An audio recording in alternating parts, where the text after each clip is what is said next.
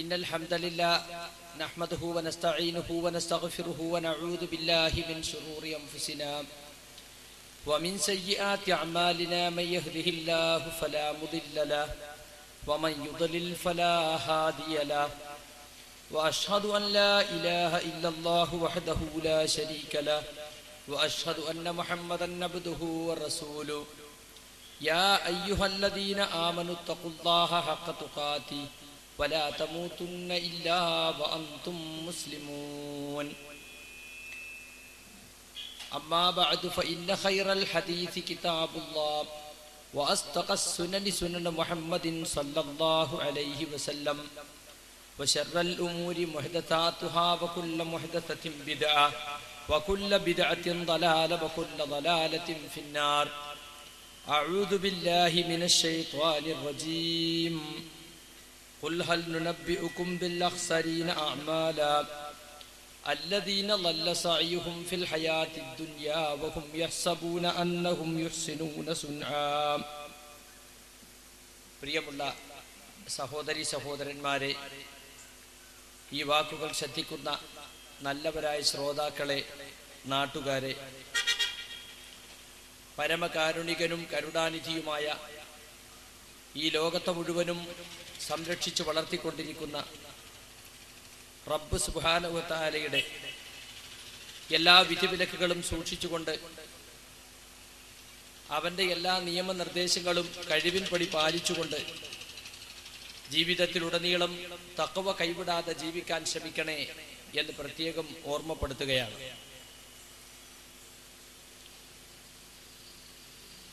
ബഹുമാനപ്പെട്ട KP മുഹമ്മദ് മൗലവിയുടെ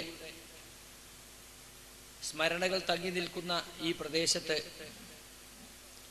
ഇസ്ലാഹി പ്രസ്ഥാനത്തെക്കുറിച്ച് ഏറെ കേട്ടിട്ടുള്ള ആളുകൾക്കിടയിൽ എന്തു പറയണം എന്നതിനെ സംബന്ധിച്ച് ഞാൻ സംഘാടകരോട് അന്വേഷിച്ചിരുന്നു. ഇസ്ലാഹി പ്രസ്ഥാനത്തിന്റെ പ്രസക്തി പറയുന്നതോടൊപ്പം തന്നെ ഇസ്ലാഹി പ്രസ്ഥാനത്തിന്റെ എതിരാളികൾ അല്ലെങ്കിൽ ഈ ആദർശത്തെ ഭയപ്പെടുന്നവർ അവരാരൊക്കെയുണ്ടോ അവരെയൊക്കെ പരാമർശിക്കാവുന്നതാണ് എന്നാണ് സംഘാടകർ പറഞ്ഞത്.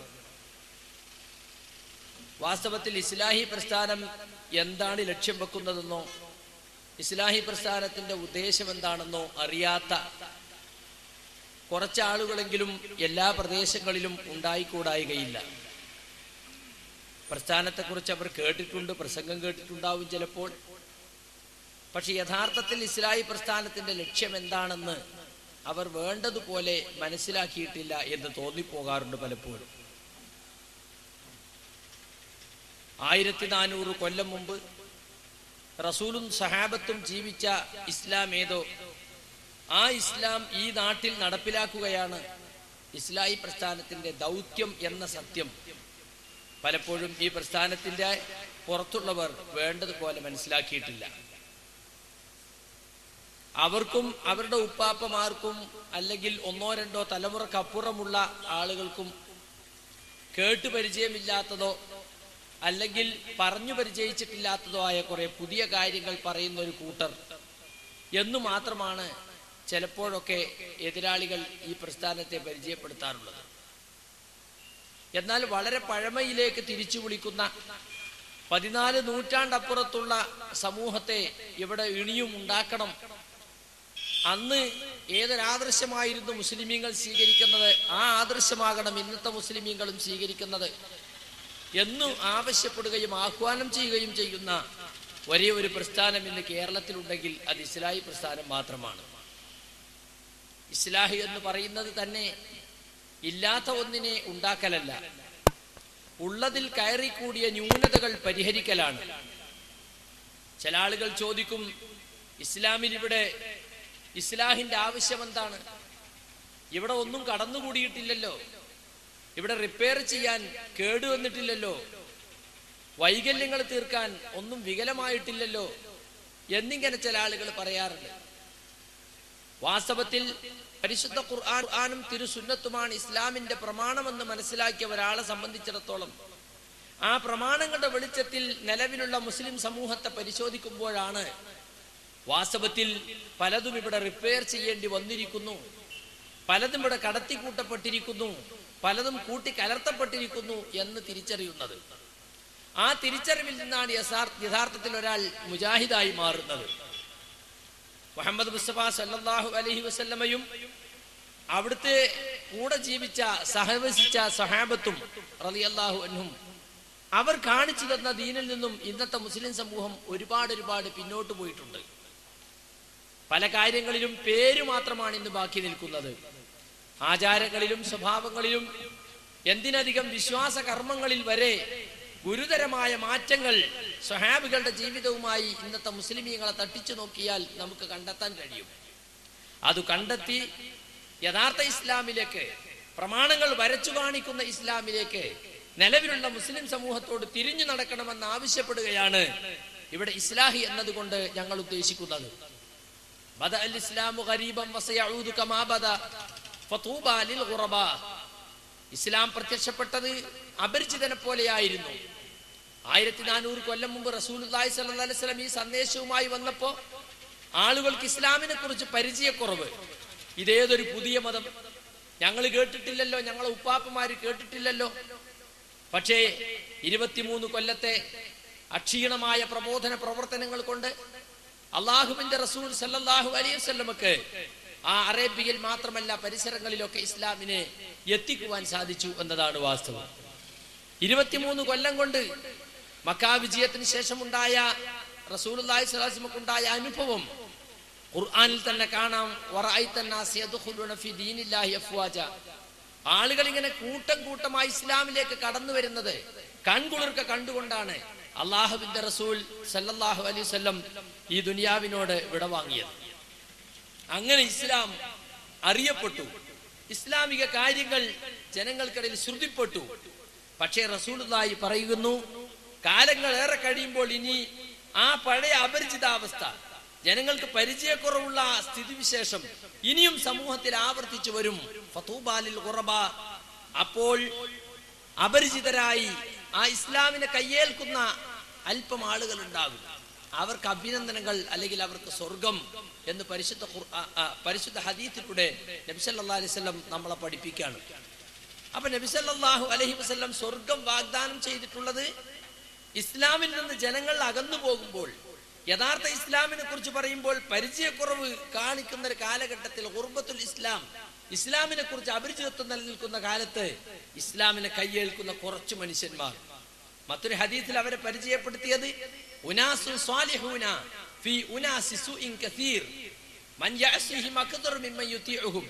അവർ കുറച്ച് നല്ല മനുഷ്യന്മാരായിരിക്കും, ധാരാളം ചീത്ത മനുഷ്യന്മാർക്കിടയിൽ തമ്മാടികളും താന്തോന്നികളും തന്നിഷ്ടക്കാരുമായ വൃത്തികെട്ട മനുഷ്യന്മാർക്കിടയിൽ കുറച്ചു നല്ലവരായ മനുഷ്യന്മാർ, അവരനുസരിക്കുന്നവർ കുറവായിരിക്കും, അവരെ എതിർക്കുന്നവരും അവരെ തോൽപ്പിക്കാൻ ശ്രമിക്കുന്നവരും ഒക്കെ ആയിരിക്കും കൂടുതലും എന്ന് അല്ലാഹുവിന്റെ റസൂൽ പറയുകയാണ്. അങ്ങനത്തെ ആ ചരിത്ര ദൗത്യമാണ് വാസ്തവത്തിൽ മുജാഹിദുകൾ ഏറ്റെടുത്തിട്ടുള്ളത്. മുജാഹിദുകൾ പറയുന്നതിനെ അംഗീകരിക്കുന്നവർ കുറവാണ്. മുജാഹിദുകളെ എതിർക്കുന്നവരും മുജാഹിദുകളെ തോൽപ്പിക്കാൻ ശ്രമിക്കുന്നവരും ഒരുപാട് ഈ ലോകത്തിന്റെ നാനാ ഭാഗങ്ങളിലുമുണ്ട്. പക്ഷേ അള്ളാഹുവിന്റെ റസൂൽ സല്ലല്ലാഹു അലൈഹി വസല്ലം പറഞ്ഞിട്ടുള്ള ആ സ്വർഗമെന്ന തൂബ അത് ലഭിക്കണമെന്നാണ് ഇസ്ലാഹി പ്രസ്ഥാനം ആഗ്രഹിക്കുന്നത്. ആരൊക്കെ എതിർത്താലും ആരൊക്കെ തോൽപ്പിക്കാൻ ശ്രമിച്ചാലും വാസ്തവത്തിൽ അന്തിമ വിജയം, ആശയപരമായ വിജയം അത് ഈ ആദർശത്തിനുള്ളതാണ് എന്ന് ഞങ്ങൾ ഉറച്ചു വിശ്വസിക്കുന്നു. നിങ്ങൾക്കറിയാം, മുഹമ്മദ് മുസ്തഫ സല്ലല്ലാഹു അലൈഹി വസല്ലം കൊണ്ടുവന്ന ദീൻ, ആ ദീനാണോ ഇന്ന് നമ്മുടെ സമൂഹത്തിൽ മൂക്കിന് ചോട്ടിൽ നിലനിൽക്കുന്നത്? ഒരിക്കലുമല്ല. ഏകദൈവ സിദ്ധാന്തം, ഏകദൈവാരാധന, ഏകനായ അള്ളാഹുവിനോട് മാത്രമുള്ള പ്രാർത്ഥന, അപേക്ഷ, അവരിൽ മാത്രം വരമേൽപ്പിക്കൽ, ഇതാണല്ലോ ലാ ഇലാഹ ഇല്ലല്ലാഹ് എന്ന കലിമത്തു തൗഹീദിന്റെ പൊരുൾ. ആ പൊരുളിൽ നിന്ന് എത്രയോ അകലെയല്ലേ ഇന്നത്തെ മുസ്ലിമീങ്ങളെ നാം കാണുന്നത്. അവർ വിളിച്ചു പ്രാർത്ഥിക്കുവാനും സങ്കടം പറയാനും വേണ്ടി ദർഗകൾ തോറും മഖാമുകൾ തോറും അലഞ്ഞു നടക്കുന്ന കാഴ്ച. പടച്ചവനോട് ചോദിച്ചാൽ കിട്ടാത്ത കാര്യങ്ങൾ പടച്ചവന്റെ പടപ്പുകളോട് ചോദിച്ചാൽ ജടുതിയിൽ കിട്ടും, പെട്ടെന്ന് കിട്ടുമെന്ന് വിചാരിച്ച് മറമാടപ്പെടുന്ന മഹാന്മാരെന്ന് ധരിക്കപ്പെടുന്ന ആളുകളുടെ ദർഗകളിൽ കയറിയിറങ്ങുകയാണ്. അള്ളാഹുവിനോട് കാണിക്കുന്നതിലേറെ ഭക്തിയും അള്ളാഹുവിനോട് കാണിക്കുന്നതിലേറെ വിനയവും താഴ്മയും ഒക്കെ അത്തരം കേന്ദ്രങ്ങളിൽ പോയി നമ്മുടെ സമുദായത്തിൽ ആണുങ്ങളും പെണ്ണുങ്ങളും അർപ്പിച്ചുകൊണ്ടിരിക്കുന്ന കാഴ്ച നമുക്ക് കാണാൻ സാധിക്കുന്നു. എന്താണ് ഇബാദത്ത് എന്ന് ചോദിച്ചാൽ പൂർവകാല പണ്ഡിതന്മാരൊക്കെ ഏകോപിച്ച് പറഞ്ഞിട്ടുള്ള നിർവചനമാണ് അഖ്സാ ഗായത്തിൽ ഖുദൂഇ വതദല്ലുലി, അങ്ങേയറ്റത്തെ വിനയത്തിന്റെയും താഴ്മയുടെയും പ്രകടനം. ഇന്ന് എവിടെയാണത് നടക്കുന്നത്? നമസ്കരിക്കാൻ നിൽക്കുന്ന പലരെയും നോക്കിയാൽ നമുക്ക് നെഞ്ചത്ത് കെട്ടിയ കൈ അല്ലെങ്കിൽ വയറ്റത്ത് കെട്ടിയ കൈ കുറെ കഴിയുമ്പോൾ ഇങ്ങനെ താഴ്ന്നു വരുന്നു. അയാൾ ഇങ്ങനെ തല മേലോട്ടുയർത്തി കോട്ടാവി ഇടുന്നു. സ്പ്രിങ്ങിൽ നിൽക്കുന്നത് പോലെ കാലുകൾ ഇങ്ങനെ പൊന്തുന്നു. അവിടെ മാന്തി ഇവിടെ മാന്തി അങ്ങനെയൊക്കെ കൊമ്പിടുന്നത് കണ്ടാൽ നേരെ പൂർത്തിയാവൂല, സുജൂദ് ചെയ്താൽ പൂർത്തിയാവില്ല. അങ്ങനെ എന്തൊക്കെയോ കാണിച്ചു കൂട്ടുന്നത് കാണാൻ പറ്റും. പക്ഷെ ജാറത്തിലേക്ക് അങ്ങ് ചെന്നാലോ എന്തൊരു ബക്രിയാണ്! കണ്ണുകൾ നനയുന്നു, അയാളുടെ കാലുകൾ ഇടറുന്നു, ശബ്ദം പിടക്കുന്നു, അദ്ദേഹത്തിന്റെ ഹൃദയത്തിൽ നിന്നും കരച്ചിൽ അത് പുറത്ത് തേങ്ങലായി വരുന്നു. അയാൾക്ക് കാണിക്കാൻ കഴിയുന്ന വിനയത്തിന്റെയും താഴ്മയുടെയും അങ്ങേയറ്റത്തെ പ്രകടനമാണ് അയാൾ കാണിക്കുന്നത്. കാരണം താൻ നിൽക്കുന്നത് കൺകണ്ട ദൈവത്തിന്റെ മുമ്പിലാണ്. തന്റെ മനോഗതങ്ങൾ അറിയുന്ന, തന്റെ മനസ്സ് വായിച്ചെടുക്കുന്ന, ഇതാ എന്റെ എല്ലാം കേട്ട് പെട്ടെന്ന് ഉത്തരം തരുന്ന മഹാന്റെ മുമ്പിലാണ് ഞാൻ നിൽക്കുന്നത്. അദ്ദേഹം എന്നെ കാണുന്നു, അദ്ദേഹം എന്റെ മനോഗതങ്ങൾ അറിയുന്നു, ചോദിച്ച കാര്യങ്ങൾ പെട്ടെന്ന് തരാൻ അദ്ദേഹം സന്നദ്ധനായിരിക്കുന്നു. ഈ വിശ്വാസത്തോടു കൂടിയാണ് ജാറങ്ങളിൽ മുസ്ലിമീങ്ങൾ കയറി ഇറങ്ങിക്കൊണ്ടിരിക്കുന്നത്. ഇത് ഇസ്ലാം പഠിപ്പിച്ചതാണോ? മുഹമ്മദ് മുസ്തഫ സല്ലല്ലാഹു അലൈഹി വസല്ലം പഠിപ്പിച്ചതാണോ? ഇത് അനുവദിച്ചിരുന്നുവെങ്കിൽ ഇവിടെ ബദറും മുഹദും ഖന്തക്കും ഖൈബറും ഉണ്ടാകുമായിരുന്നോ? ഒരിക്കലുമില്ല. മക്ക വിജയിച്ച ദിവസത്തിൽ അലി ഇബ്നു അബീ ത്വാലിബ് റളിയല്ലാഹു അൻഹുവിനെ റസൂൽ തിരുമേനി സല്ലല്ലാഹു അലൈഹി വസല്ലം വിളിച്ചു വരുത്തുന്നു. എന്നിട്ട് ഏൽപ്പിക്കുകയാണ്, പൊങ്ങി നിൽക്കുന്ന ഒരൊറ്റ ഖബറും ഒരൊറ്റ പ്രതിഷ്ഠയും നീ തകർക്കാതെ വിടരുത് അലി. വലാ ഖബറൻ മുശ്രിഫൻ, ഉയർന്നു നിൽക്കുന്ന ഒരൊറ്റ ഖബറും ഇല്ലാ സവൈതഹു, നീ അതിനെ നിരപ്പാക്കാതിരിക്കരുത്. അഹ്ലു ബൈത്തിന്റെ അവിടെ നിന്നോട്ടെ, വിലായത്തുള്ളതൊന്നും കാട്ടണ്ട, അത് മഹാന്മാരല്ലേ, അയിമ തൊടണ്ട എന്ന് പറഞ്ഞ് ചില ഖബറുകൾ മാർക്ക് ചെയ്ത് കൊടുത്തിട്ട് അത് മാത്രം തകർക്കാനല്ല പറഞ്ഞത്. ഒരൊറ്റ ഖബറും ഒരു ചാണിലധികം ഉയർന്നു നിൽക്കുന്ന ഒരൊറ്റ ഖബറും നീ തകർക്കാതെ വിടരുത് എന്ന് അലി ഇബ്നു അബീ ത്വാലിബ് റളിയല്ലാഹു അൻഹുവിനെ റസൂൽ സല്ലല്ലാഹു അലൈഹി വസല്ലം ചുമതലപ്പെടുത്തുകയാണ്. 25 വർഷം കഴിഞ്ഞ് അലി ഇബ്നു അബീ ത്വാലിബ് റളിയല്ലാഹു അൻഹു ഖിലാഫത്ത് തിരിച്ചു കിട്ടുമ്പോൾ അദ്ദേഹം അബുൽ ഹയ്യാജ് എന്ന് പറയുന്ന തന്റെ സർവ്വ സൈന്യാധിപനെ വിളിച്ചുകൊണ്ട് പറയാണ്, അള്ളാഹുവിന്റെ റസൂൽ സല്ലല്ലാഹു അലൈഹി വസല്ലം എന്നെ നിയോഗിച്ച കാര്യത്തിന് അബുൽ ഹയ്യാജ് ഞാൻ നിങ്ങളെ നിയോഗിക്കട്ടെയോ? അതെന്താണ്? ഇതേ ദൗത്യം അള്ളാഹുവിന്റെ റസൂൽ എന്നെ ഏൽപ്പിച്ച അതേ കാര്യം. ഒരൊറ്റ ഖബറും തകർക്കാതെ വിടരുത്, ഒരൊറ്റ പ്രതിഷ്ഠയും നശിപ്പിക്കാതെ വിടരുത്. കണ്ടോ, എല്ലാവരും മുസ്ലിങ്ങളായി, എല്ലാവരും തൗഹീദ് ഉൾക്കൊണ്ടു. ഇനി അവിടെ ശിർക്കിന്റെ പ്രതീകങ്ങൾ നിലനിർത്തേണ്ട കാര്യമേ ഇല്ല. അത് കാണുമ്പോൾ വീണ്ടും അവർക്ക് ശിർക്കിന്റെ ചിന്തകൾ ഉണ്ടാകും. ഇത്ര മാത്രം അല്ലാഹുവിന്റെ റസൂൽ വ്യക്തമായി പഠിപ്പിച്ച വിഷയം ഇന്ന് എവിടെ എത്തി? ഇന്ന് ജാറങ്ങൾ നമ്മുടെ സിംബലായി മാറി, അല്ലെ? ഇസ്ലാമിക സമൂഹത്തിന്റെ ചിഹ്നമായി മാറി. മുസ്ലിം സമൂഹത്തിലെ ആളുകൾ ഇന്ന് സങ്കടപ്പെട്ട് പ്രാർത്ഥിക്കാൻ പോകുന്ന കേന്ദ്രങ്ങളായി മാറി. ഇതൊരു വല്ലാത്ത വൈരുദ്ധ്യമല്ലേ? ഈ വൈരുദ്ധ്യം തുറന്നു കാട്ടാൻ ഇവിടെ ആരുണ്ട്? ആർക്കെങ്കിലും അതിന് സമയമുണ്ടോ? ഭൂരിപക്ഷവും മുഷിയില്ലേ? വോട്ട് കുറയില്ലേ? ആളുകൾ എന്ത് വിചാരിക്കും എന്നൊക്കെ നോക്കി കണക്ക് കൂട്ടി രാശി വെച്ച് നോക്കി മാത്രം ഈ വിശ്വാസ കാര്യങ്ങളെ സംബന്ധിച്ചൊക്കെ പരാമർശിക്കുന്ന അവസ്ഥയാണ് നമുക്ക് കാണാൻ സാധിക്കുന്നത്. മുജാഹിദുകളെ സംബന്ധിച്ചിടത്തോളം മുജാഹിദുകൾ അതിന്റെ 1-ാം തീയതി മുതൽ തന്നെ ഈ വിഷയം ജനങ്ങളെ പഠിപ്പിച്ചു. 1400 കൊല്ലം മുമ്പുള്ള ഇസ്ലാമിൽ ഇതില്ല. റസൂലും സഹാബത്തും ജീവിച്ച ഇസ്ലാമിൽ ഇതില്ല. ഇത് പിൽക്കാലത്ത് ഷിയാക്കളിലൂടെ കടന്നു വന്നതാണ്. ഷിയാക്കൾക്ക് എവിടുന്നാ കിട്ടിയത്? ക്രിസ്ത്യാനികളിൽ നിന്നാ കിട്ടിയത്. അള്ളാഹുവിന്റെ റസൂൽ സല്ലല്ലാഹു അലൈഹി വസല്ലം വഫാത്താകുന്ന രോഗത്തിൽ അവിടുത്തെ പത്നി ഒരു ക്രിസ്ത്യൻ ചർച്ച് കണ്ടതിനെ സംബന്ധിച്ച്, ക്രിസ്ത്യൻ പള്ളി കണ്ടതിനെ സംബന്ധിച്ച് അവിടെ കണ്ട ഫോട്ടോകളെ പറ്റി, ചിത്രങ്ങളെ പറ്റിയൊക്കെ റസൂലുള്ളാഹിനോട് പറഞ്ഞപ്പോ റസൂൽ പ്രതികരിച്ചത് എന്താണെന്നോ? ഉലൈക ഖൗമുൻ ഇദാ മാത ഫീഹിമുൽ അബ്ദു സാലിഹ് അബി റജുലു സാലിഹ് ബനു അലാ ഖബ്രിഹി മസ്ജിദാ വസഫറു ഫീഹി തിൽക സുവർ. റസൂൽ സല്ലല്ലാഹു അലൈഹി വസല്ലം പഠിപ്പിക്കുകയാണ്, ക്രിസ്ത്യാനികളുടെ ഒരു വിഭാഗമാണ്, അവരെ കൂട്ടത്തിൽ ഒരു സാലിഹായ ഒരു നല്ല മനുഷ്യൻ മരിച്ചാൽ അദ്ദേഹത്തിന്റെ ഖബറിന് മീതെ അവർ ഒരു ആരാധനാ കേന്ദ്രം ഉണ്ടാക്കും. എന്നിട്ട് അതിൽ ഇതുപോലുള്ള രൂപങ്ങളും ചിത്രങ്ങളും ഒക്കെ അവർ സ്ഥാപിക്കും. അവർ അള്ളാഹുവിന്റെ പടപ്പുകളിൽ ഏറ്റവും വൃത്തികെട്ടവരത്രേ എന്ന് അവസാന സമയത്ത് പോലും പഠിപ്പിക്കാണ്. നമ്മുടെ ഉമ്മ ആയിഷ റളിയല്ലാഹു അൻഹയുടെ മാറിൽ തലചായ്ച്ചുകൊണ്ടാണ് പ്രവാചകർ സല്ലല്ലാഹു അലൈഹി വസല്ലം അന്ത്യ ഈ യാത്ര നടത്തിയത്, അവിടുന്ന് മരിച്ചു പോയത്. ആ സമയത്ത് ആയിഷ റളിയല്ലാഹു അൻഹ പറയാണ്, റസൂൽ മരിക്കുവോളം പറഞ്ഞുകൊണ്ടിരുന്ന ഒരു വാചകം, ആവർത്തിച്ചു പറഞ്ഞിരുന്ന ഒരു വാചകം, ലാനത്തുല്ലാഹി അലൽ യഹൂദി വന്നസാറ ഇത്തഖദു ഖുബൂറ അംബിയാഇഹിം മസാജിദ. യൂത ക്രിസ്ത്യാനികളുടെ മേൽ അല്ലാഹുവിന്റെ ശാപമുണ്ടാകട്ടെ, അവരവരെ പ്രവാചകന്മാരുടെ ഖബറുകളെ ആരാധനാ കേന്ദ്രങ്ങളാക്കി. ആയിഷ റളിയല്ലാഹു അൻഹ പറയാണ്, യുഹദ്ദിറു മിത്ലല്ലദീ സനഉ, അവർ ചെയ്തതുപോലുള്ളത് എന്റെ സമുദായവും ചെയ്യുമെന്നതിനാൽ അല്ലാഹുവിന്റെ റസൂൽ മുന്നറിയിപ്പ് നൽകുകയായിരുന്നു, താക്കി നൽകുകയായിരുന്നു. കണ്ടോ, വലൗലാ ദാക ഉബ്രിസ ഖബറുഹു സല്ലല്ലാഹു അലൈഹി വസല്ലം, ഈ ഭയമില്ലായിരുന്നുവെങ്കിൽ റസൂലിന്റെ ഖബർ വെളിയിൽ എവിടെയെങ്കിലും ആക്കുമായിരുന്നു. ആയിഷ റളിയല്ലാഹു അൻഹയുടെ പ്രൈവറ്റ് റൂമിലാണ് റസൂൽ സല്ലല്ലാഹു അലൈഹി വസല്ലം മറവ് ചെയ്തത്. എന്തുകൊണ്ട്? ഈ ഭയം, ജനങ്ങൾ ആരാധനാ കേന്ദ്രമാക്കി കളയുമോ എന്ന പേടി. അതുകൊണ്ടാണ്, ഒരു കാരണം അതാണെന്ന് ആയിഷ റളിയല്ലാഹു അൻഹ പറയുന്നു. ഗൈറ അന്നി അഖ്ശാ അൻ യുത്തഖദ മസ്ജിദ, 48 കൊല്ലം കഴിഞ്ഞിട്ടാണ് റസൂലുള്ളാഹിന്റെ വഫാത്തിന് 48 കൊല്ലം കഴിഞ്ഞിട്ടാണ് ആയിഷ റളിയല്ലാഹു അൻഹ വഫാത്താകുന്നത്. അവർ പറയാണ്, ഞാൻ ഇന്നും ഭയപ്പെടുന്നു ഈ ഖബറിനെ ആരാധനാ കേന്ദ്രമാക്കി കളയുമോ എന്ന്. അപ്പൊ റസൂലുള്ളാഹി സ്വല്ലല്ലാഹു അലൈഹി വസല്ലമയുടെ ഖബർ പോലും ആരാധിക്കപ്പെടുമോ എന്ന പേടി ആയിഷ റളിയല്ലാഹു അൻഹയ്ക്ക് ഉണ്ടായിരുന്നു.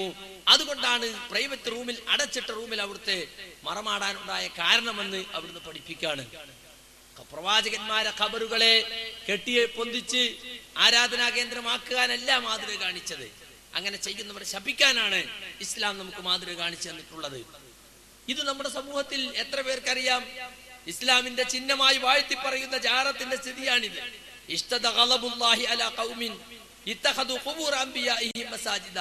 പ്രവാചകന്മാരെ ഖബറുകളെ ആരാധനാ കേന്ദ്രങ്ങളാക്കുന്ന ജനതയുടെ മേൽ അള്ളാഹുവിന്റെ കോപം കഠിനമായിരിക്കുന്നു എന്ന് തന്നെ മറ്റൊരു ഹദീസിൽ കാണാം. അലാ വഇന്ന മൻ കാന ഖബലകും കാനൂ യത്തഖദൂന ഖുബൂറ അംബിയാഇഹിം വസാലിഹിം മസാജിദ വഇന്നി അൻഹാകും അൻ ദാലിക. നബി സല്ലല്ലാഹു അലൈഹി വസല്ലം പറയാണ്, നിങ്ങളുടെ മുമ്പുള്ളവർ പ്രവാചകന്മാരുടെയും നല്ല മനുഷ്യന്മാരുടെയും ഖബറുകളെ ആരാധനാ കേന്ദ്രങ്ങളാക്കിയിരുന്നു, ഞാനിതാ നിങ്ങളോടത് ശക്തമായി വിരോധിക്കുന്നു. എത്രയെത്ര ഹദീസുകൾ, എത്രയെത്ര ഹദീസുകൾ. പക്ഷേ ഇന്നത് പറയാൻ ആളുണ്ടോ? ഈ ജാറപ്പൂജക്കെതിരിൽ ശബ്ദിക്കാൻ ഇന്ന് ആളുകളുണ്ടോ? അള്ളാഹുവിന്റെ പള്ളികളെക്കാളേറെ ഇന്ന് മുസ്ലിമീങ്ങളിൽ വലിയൊരു വിഭാഗം ഭയപ്പെടുന്ന കേന്ദ്രം, ആദരിക്കുന്ന കേന്ദ്രം ദർഗയും മക്കാമുമാണ്. ചില ദർഗകളിലേക്ക് അങ്ങ് ചെന്നാൽ നേരെ റിവേഴ്സ് വരികയാണ്. കാരണം എന്താ? തിരിഞ്ഞു പോന്ന മൂട് ജാറത്തിന് നേരെയായി പോകും. അത് അദബ് കേടാണ്. അതുകൊണ്ട് ചെന്നിട്ട് സങ്കടമൊക്കെ പറഞ്ഞിട്ട് വേക്കോട്ട് വരികയാണ്. അള്ളാഹുവിന്റെ പള്ളിയിൽ പോലും ഇല്ല. മക്കത്തെ ഹജ്ജിന് പോകുന്ന ഈ ഖുറാഫി കഅബത്തിന്റെ അടുത്ത് നിന്ന് സുന്നത്ത് നിസ്കരിച്ച് മൂടും തട്ടിങ് പോരുക. കഅബത്തിന്റെ നേരെ മൂടാകുന്നതിനെ പറ്റി ഒന്നും ബേജാറില്ല. പക്ഷേ ഓന്റെ മഹാന്റെ ജാറത്തിന്റെ നേരെയായി പോയാലോ ഭയങ്കര ബേജാറ്. കണ്ടോ? അപ്പൊ അള്ളാന്റെ പള്ളിയിലുള്ളതിലേറെ ഭക്തി ജാറത്തിങ്കൽ, അള്ളാനെ പേടിക്കുന്നതിലേറെ അള്ളാന്റെ പടപ്പുകളെ പേടിപ്പിക്കുന്നു. ഒരു ഖുറാഫിയോട് കള്ളസത്യം ചെയ്യാൻ പള്ളിയിലേക്ക് വിളിച്ചു നോക്കാം, അവനൊരു പേടിയില്ല. ഏത് പള്ളിയിലടാ കേരള ചെയ്യാൻ എടുക്കണം മുസാഹിബുകാര്. എന്നാല് കിളിക്കട്ട ജാറത്തിങ്ങ വന്നിട്ട് സത്യം ചെയ്യുമെന്ന് ചോദിച്ചാലോ, പൊന്നാനിയിൽ കിളിക്കട്ട ജാറം, പൊന്നാനി ഇവിടെ ഏതോ പരിസരത്തുണ്ടാവും, ഒക്കെ ഇബിലീസ് തീരുമാനിച്ചിട്ടുണ്ട് ഇന്നോടത്തിന്റെ ജാറം. അപ്പൊ അവിടെ വന്നിട്ട് നീ സത്യം ചെയ്യാൻ ധൈര്യം ഉണ്ടോ എന്ന് ചോദിച്ചാലോ, ഖുറാഫിന്റെ മുട്ടുകാലും ഇങ്ങനെ കൂട്ടിമുട്ടും. അതെന്താ? പടച്ചോന്റെ കുരുത്തക്കൊണ്ട് ഒരു പേടിയില്ല. നേരെ മറിച്ച് ഈ ഇവിടെ മറമാടപ്പെട്ട് കിടക്കണവന്റെ ഖബറിലുള്ളവനെയോ ഭയങ്കര പേടിയാണ്. കാരണം പിറ്റേന്ന് കക്കൂസ് പോകുമ്പോ പിന്നെ ചോരയാ വരിക, അത്ര ബേജാറാ. അപ്പൊ അള്ളാനെ പേടിക്കുന്നതിലേറെ അള്ളാന്റെ പടപ്പുകളെ പേടിക്കുന്നു.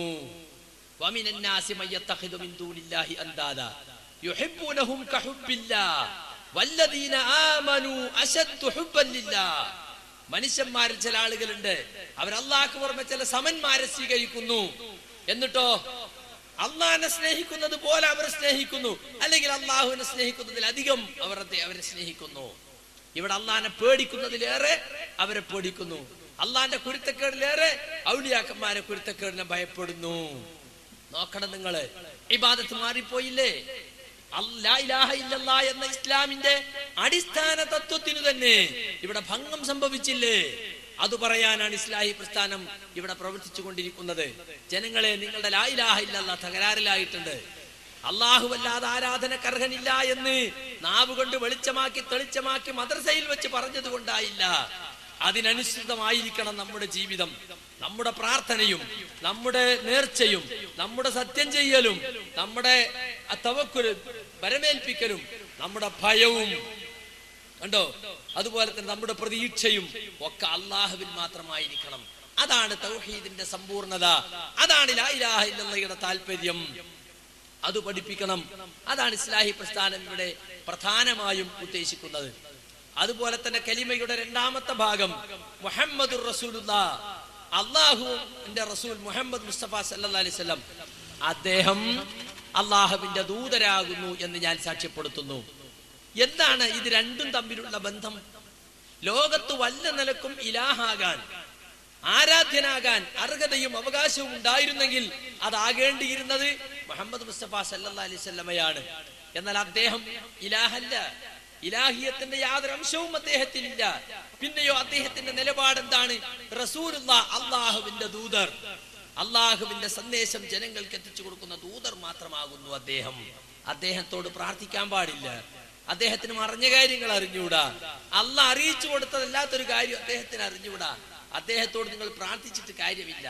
അദ്ദേഹം നിങ്ങളോട് പറയുന്ന അള്ളാഹിനെ മാത്രം വിളിച്ചു തരണമെന്നാണ്. യാ അയ്യുഹന്നാസ് തൂബു ഇലല്ലാഹി വസ്തഗ്ഫിറൂഹു ഫഇന്നി അതൂബു ഫിൽ യൗമി മിഅത മറ. മനുഷ്യരെ, നിങ്ങൾ അള്ളാഹുവിലേക്ക് ഖേദിച്ചു മടങ്ങുവീൻ, അവനോട് നിങ്ങൾ പൊറുക്കലിനെ ചോദിക്കുവീൻ.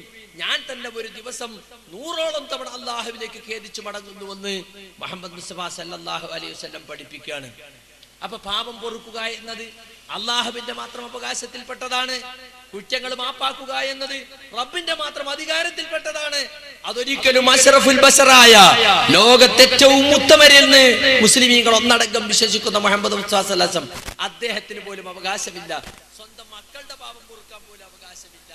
അവിടുന്ന് തന്നെ 100ഓളം തവണ അസ്തഗ്ഫിറുല്ലാഹ്, എന്റെ പാപം പൊറുക്കണേ എന്ന് പ്രാർത്ഥിക്കുകയാണ്. റബ്ബിഗ്ഫിർലി വതുബ് അലയ്യ ഇന്നക അൻത തവ്വാബുർ റഹീം.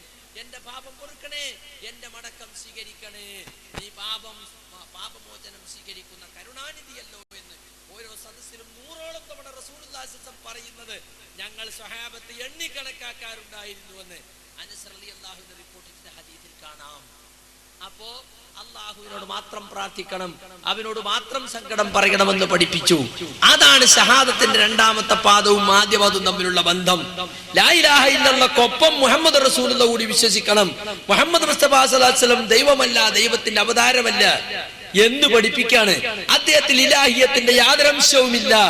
ജനങ്ങളെ അള്ളാഹുവിലേക്ക് അടുപ്പിക്കാൻ, ജനങ്ങളെങ്ങനെ അള്ളാഹുവിനെ കുറിച്ച് മനസ്സിലാക്കണമെന്ന് പഠിപ്പിച്ചു കൊടുക്കാൻ അതിനുവേണ്ടി നിയോഗിക്കപ്പെട്ട മുർഷിദാകുന്നു, മുഅല്ലിമാകുന്നു, റസൂലാകുന്നു, നബിയാകുന്നു എന്നല്ലാതെ ഇലാഹിന്റെ യാതൊരു അംശവും അദ്ദേഹത്തിൽ ഇല്ല. അതാണ് ലാ ഇലാഹ ഇല്ലല്ലാഹ്ക്കൊപ്പം തന്നെ ചേർത്തത് പറയാൻ കാരണം. റസൂലുള്ളാഹി സ്വല്ലല്ലാഹു അലൈഹി വസല്ലം ഇലാഹ അല്ലെങ്കിൽ, അദ്ദേഹത്തിൽ ദൈവികമായ യാതൊരു അംശവും ഇല്ലെങ്കിൽ ബാക്കിയുള്ളവരൊക്കെ അതിന്റെ താഴെയല്ലേ? ഏത് വലിയും ഏത് വലിയ ഖുതുബുൽ അഖ്താബും അതിന്റെ താഴെയല്ലേ? അപ്പൊ പിന്നെ അങ്ങനത്തെ ഒരു പഴുതും സൃഷ്ടികളിൽ ആർക്കും തന്നെ യാതൊരു ആരാധ്യർക്കും അവകാശമില്ല എന്ന് തീർത്ത് കലിമയുടെ രണ്ടാം ഭാഗം നമ്മളെ പഠിപ്പിക്കുന്നത്. പക്ഷേ മുസ്ലിമീങ്ങളുടെ സ്ഥിതി എന്താണ് ഇന്ന്? ആ മുഹമ്മദ് നബി സല്ലല്ലാഹു അലൈഹി വസല്ലം തന്നെ ആരാധിക്കുന്നു, അദ്ദേഹത്തോട് തന്നെ പ്രാർത്ഥിക്കുന്നു, അദ്ദേഹത്തോട് സങ്കടം പറയുന്നു. നമ്മുടെ നാട്ടിൽ പ്രവാചക സ്നേഹത്തിന്റെ പേരിൽ നടക്കുന്ന പുതിയ പുതിയ മജ്‌ലിസുകളൊക്കെ ഉണ്ട്, ബുർദ മജ്‌ലിസുകള് അല്ലേ? ഏതോ ഒരുത്തന് പക്ഷപാതം പിടിച്ചപ്പോ ഓൻ ചൊല്ലിയ കവിതയാണ് വലിയ ഇബാദത്തായിട്ട് ഇപ്പൊ കൊണ്ടു നടക്കുന്നത്. അത് പണ്ടൊക്കെ പേറ്റ് നോവെടുത്ത പെണ്ണിന്റെ അടുത്താണ് ചൊല്ലിയിരുന്നതെങ്കിൽ ഇപ്പോൾ ഇത് താളമേളങ്ങളോടുകൂടി ഷിയാക്കളുടെ എല്ലാവിധ അകമ്പടിയോടും കൂടിയാണ് ഇവിടുത്തെ സുന്നത്ത് ജമാഅത്തിന്റെ ആളുകൾ ഇപ്പൊ ജനങ്ങളിലേക്ക് നിരക്കിക്കൊണ്ടിരിക്കുന്നത്. ഇത് അഹ്ലുസുന്നത്ത് വൽ ജമാഅത്തല്ല, ഒരു കൂട്ടം ആളുകളെ സുന്നത്താണ്. അവരെ അങ്ങനെയാ പറയാറുള്ളത്, ഞങ്ങൾ സുന്നത്ത് ജമാഅത്താണ്. സുന്നത്ത് ജമാഅത്താണ് ഒരു കൂട്ടരുടെ സുന്നത്ത്, അല്ലാതെ അഹ്ലുസുന്നത്ത് വൽ ജമാഅത്തല്ല. ഒരു കൂട്ടരുടെ സുന്നത്താ അത്, ഇസ്ലാമിന്റെ സുന്നത്തല്ല. അവരെ ചര്യ, അവരെ നടപടിക്രമം, അവർക്ക് കാശുണ്ടാക്കാനുള്ള ഇടപാട്. എന്താ അതിൽ പറഞ്ഞിട്ടുള്ളത്?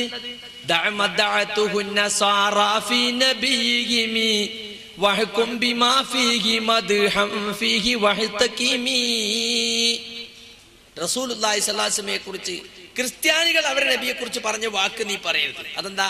ഇബ്നുല്ലാഹ്, അള്ളാന്റെ പുത്രൻ എന്ന് പറയല്ലേ. അതല്ലാത്തത് എന്ത് വേണമെങ്കിലും നീ മുഹമ്മദ് നബിയെ സംബന്ധിച്ച് പറഞ്ഞോ എന്ന് ബൂസീരി ബുർദയിലൂടെ ലൈസൻസ് കൊടുക്കുകയാണ്. എന്നിട്ട് അയാളിന് അതിന് ഒരു ഉദാഹരണവും കാണിച്ചു കൊടുത്തു. فإن من جودك الدنيا وضرتها ومن علومك علم اللوح والقلم. فإن من جودك നബിയേ, നിങ്ങളുടെ ഔദാര്യത്തിൽ നിന്ന് അല്പം മാത്രമാണ്. അള്ളാന്റെ റസൂലിന്റെ ഔദാര്യം ഒരുപാട് വിശാലമാണ്. അത് അല്പം മാത്രമാണ് ഈ ദുനിയാവും ആഖിറവും. എന്നാലും നിന്റെ ഔദാര്യം തീർന്നിട്ടില്ല. നോക്കണങ്ങൾ, അള്ളാഹിനേക്കാളും അപ്പുറത്തായിപ്പോ. വമിൻ ഉലൂമിക, നിങ്ങളുടെ വിജ്ഞാനത്തിൽ നിന്ന് ബഅലാണ് ഇൽമുൽ ലൗഹി വൽ ഖലമി. ലൗഹിൽ മഹ്ഫൂദ് എന്ന അള്ളാഹുവിന്റെ കാര്യങ്ങളെല്ലാം രേഖപ്പെടുത്തി വെക്കുന്ന ആ ലൗഹിന്റെ വിജ്ഞാനവും കലം, അള്ളാഹു കാര്യങ്ങളെല്ലാം രേഖപ്പെടുത്തുന്ന കലം, എഴുത്തിയന്ത്രത്തിന്റെ വിജ്ഞാനം, അതിന്റെ വിജ്ഞാനങ്ങളെല്ലാം നിങ്ങളുടെ വിജ്ഞാനം അല്പം മാത്രമാണ്. അപ്പൊ അള്ളാഹുവിന്റെ വിജ്ഞാനത്തെക്കാൾ വിശാലമായ വിജ്ഞാനം റസൂലുള്ളാഹി സ്വല്ലല്ലാഹു അലൈഹി വസല്ലം ഉണ്ട്. അപ്പൊ ദൈവപുത്രൻ എന്ന് പറയണ്ട, ദൈവം തന്നെയായി, ദൈവത്തെക്കാളും വലിയ സൂപ്പർ ദൈവമായി. നോക്കണം നിങ്ങള്, ഈ രൂപത്തിലേക്കാണ് ആളുകളെ പഠിപ്പിച്ചുകൊണ്ടിരിക്കുന്നത്. ഇതാണ് ഇപ്പൊ വലിയ പോരിശിയാക്കപ്പെട്ട സാധന എന്നും പറഞ്ഞിട്ട് താളമേളങ്ങളോട് കൂടി മുസ്ലിമീങ്ങളെ കൊണ്ട് ചൊല്ലിച്ച് കാശുണ്ടാക്കുന്നത്. ശുദ്ധ ശിർക്കിന്റെ വരികളാണ്. അള്ളാഹുവിനോട് ചോദിക്കുന്നതിനേക്കാളേറെ ബഹുമാനത്തോടും ആദരവോടും റസൂലിനോട് ചോദിക്കാണ്. പാപങ്ങൾ പൊറുക്കാൻ, കുറ്റങ്ങൾ മാപ്പാക്കാൻ, എല്ലാത്തിനും. യാ അക്രമൽ ഖൽഖി മാ ലിമൻ നലൂദു ബിഹി സിവാക ഇൻദ ഹുലൂലിൽ ഹാദിസിൽ ലമീം. അന്തോ യാ അക്രമൽ ഖൽഖി, സൃഷ്ടികളിൽ ഏറ്റവും ബഹുമാനപ്പെട്ടവരെ എന്ന് റസൂലിനെ വിളിക്കുക. മാലി മൻ അലൂദു ബിഹി സിവാക, എനിക്ക് നിങ്ങളല്ലാതെ അഭയം തേടി ചെല്ലാൻ ആരുമില്ല. എവിടെ എത്തി? നമ്മുടെ നാട്ടിലെ സ്വാമിമാര് പറയില്ലേ, സ്വാമി ശരണം, ശരണം എന്റെ അയ്യപ്പ, സ്വാമി അല്ലാതൊരു ശരണമില്ല അയ്യപ്പ. അവിടേക്ക് എത്തിപ്പോ നമ്മളെ ആളുകൾ.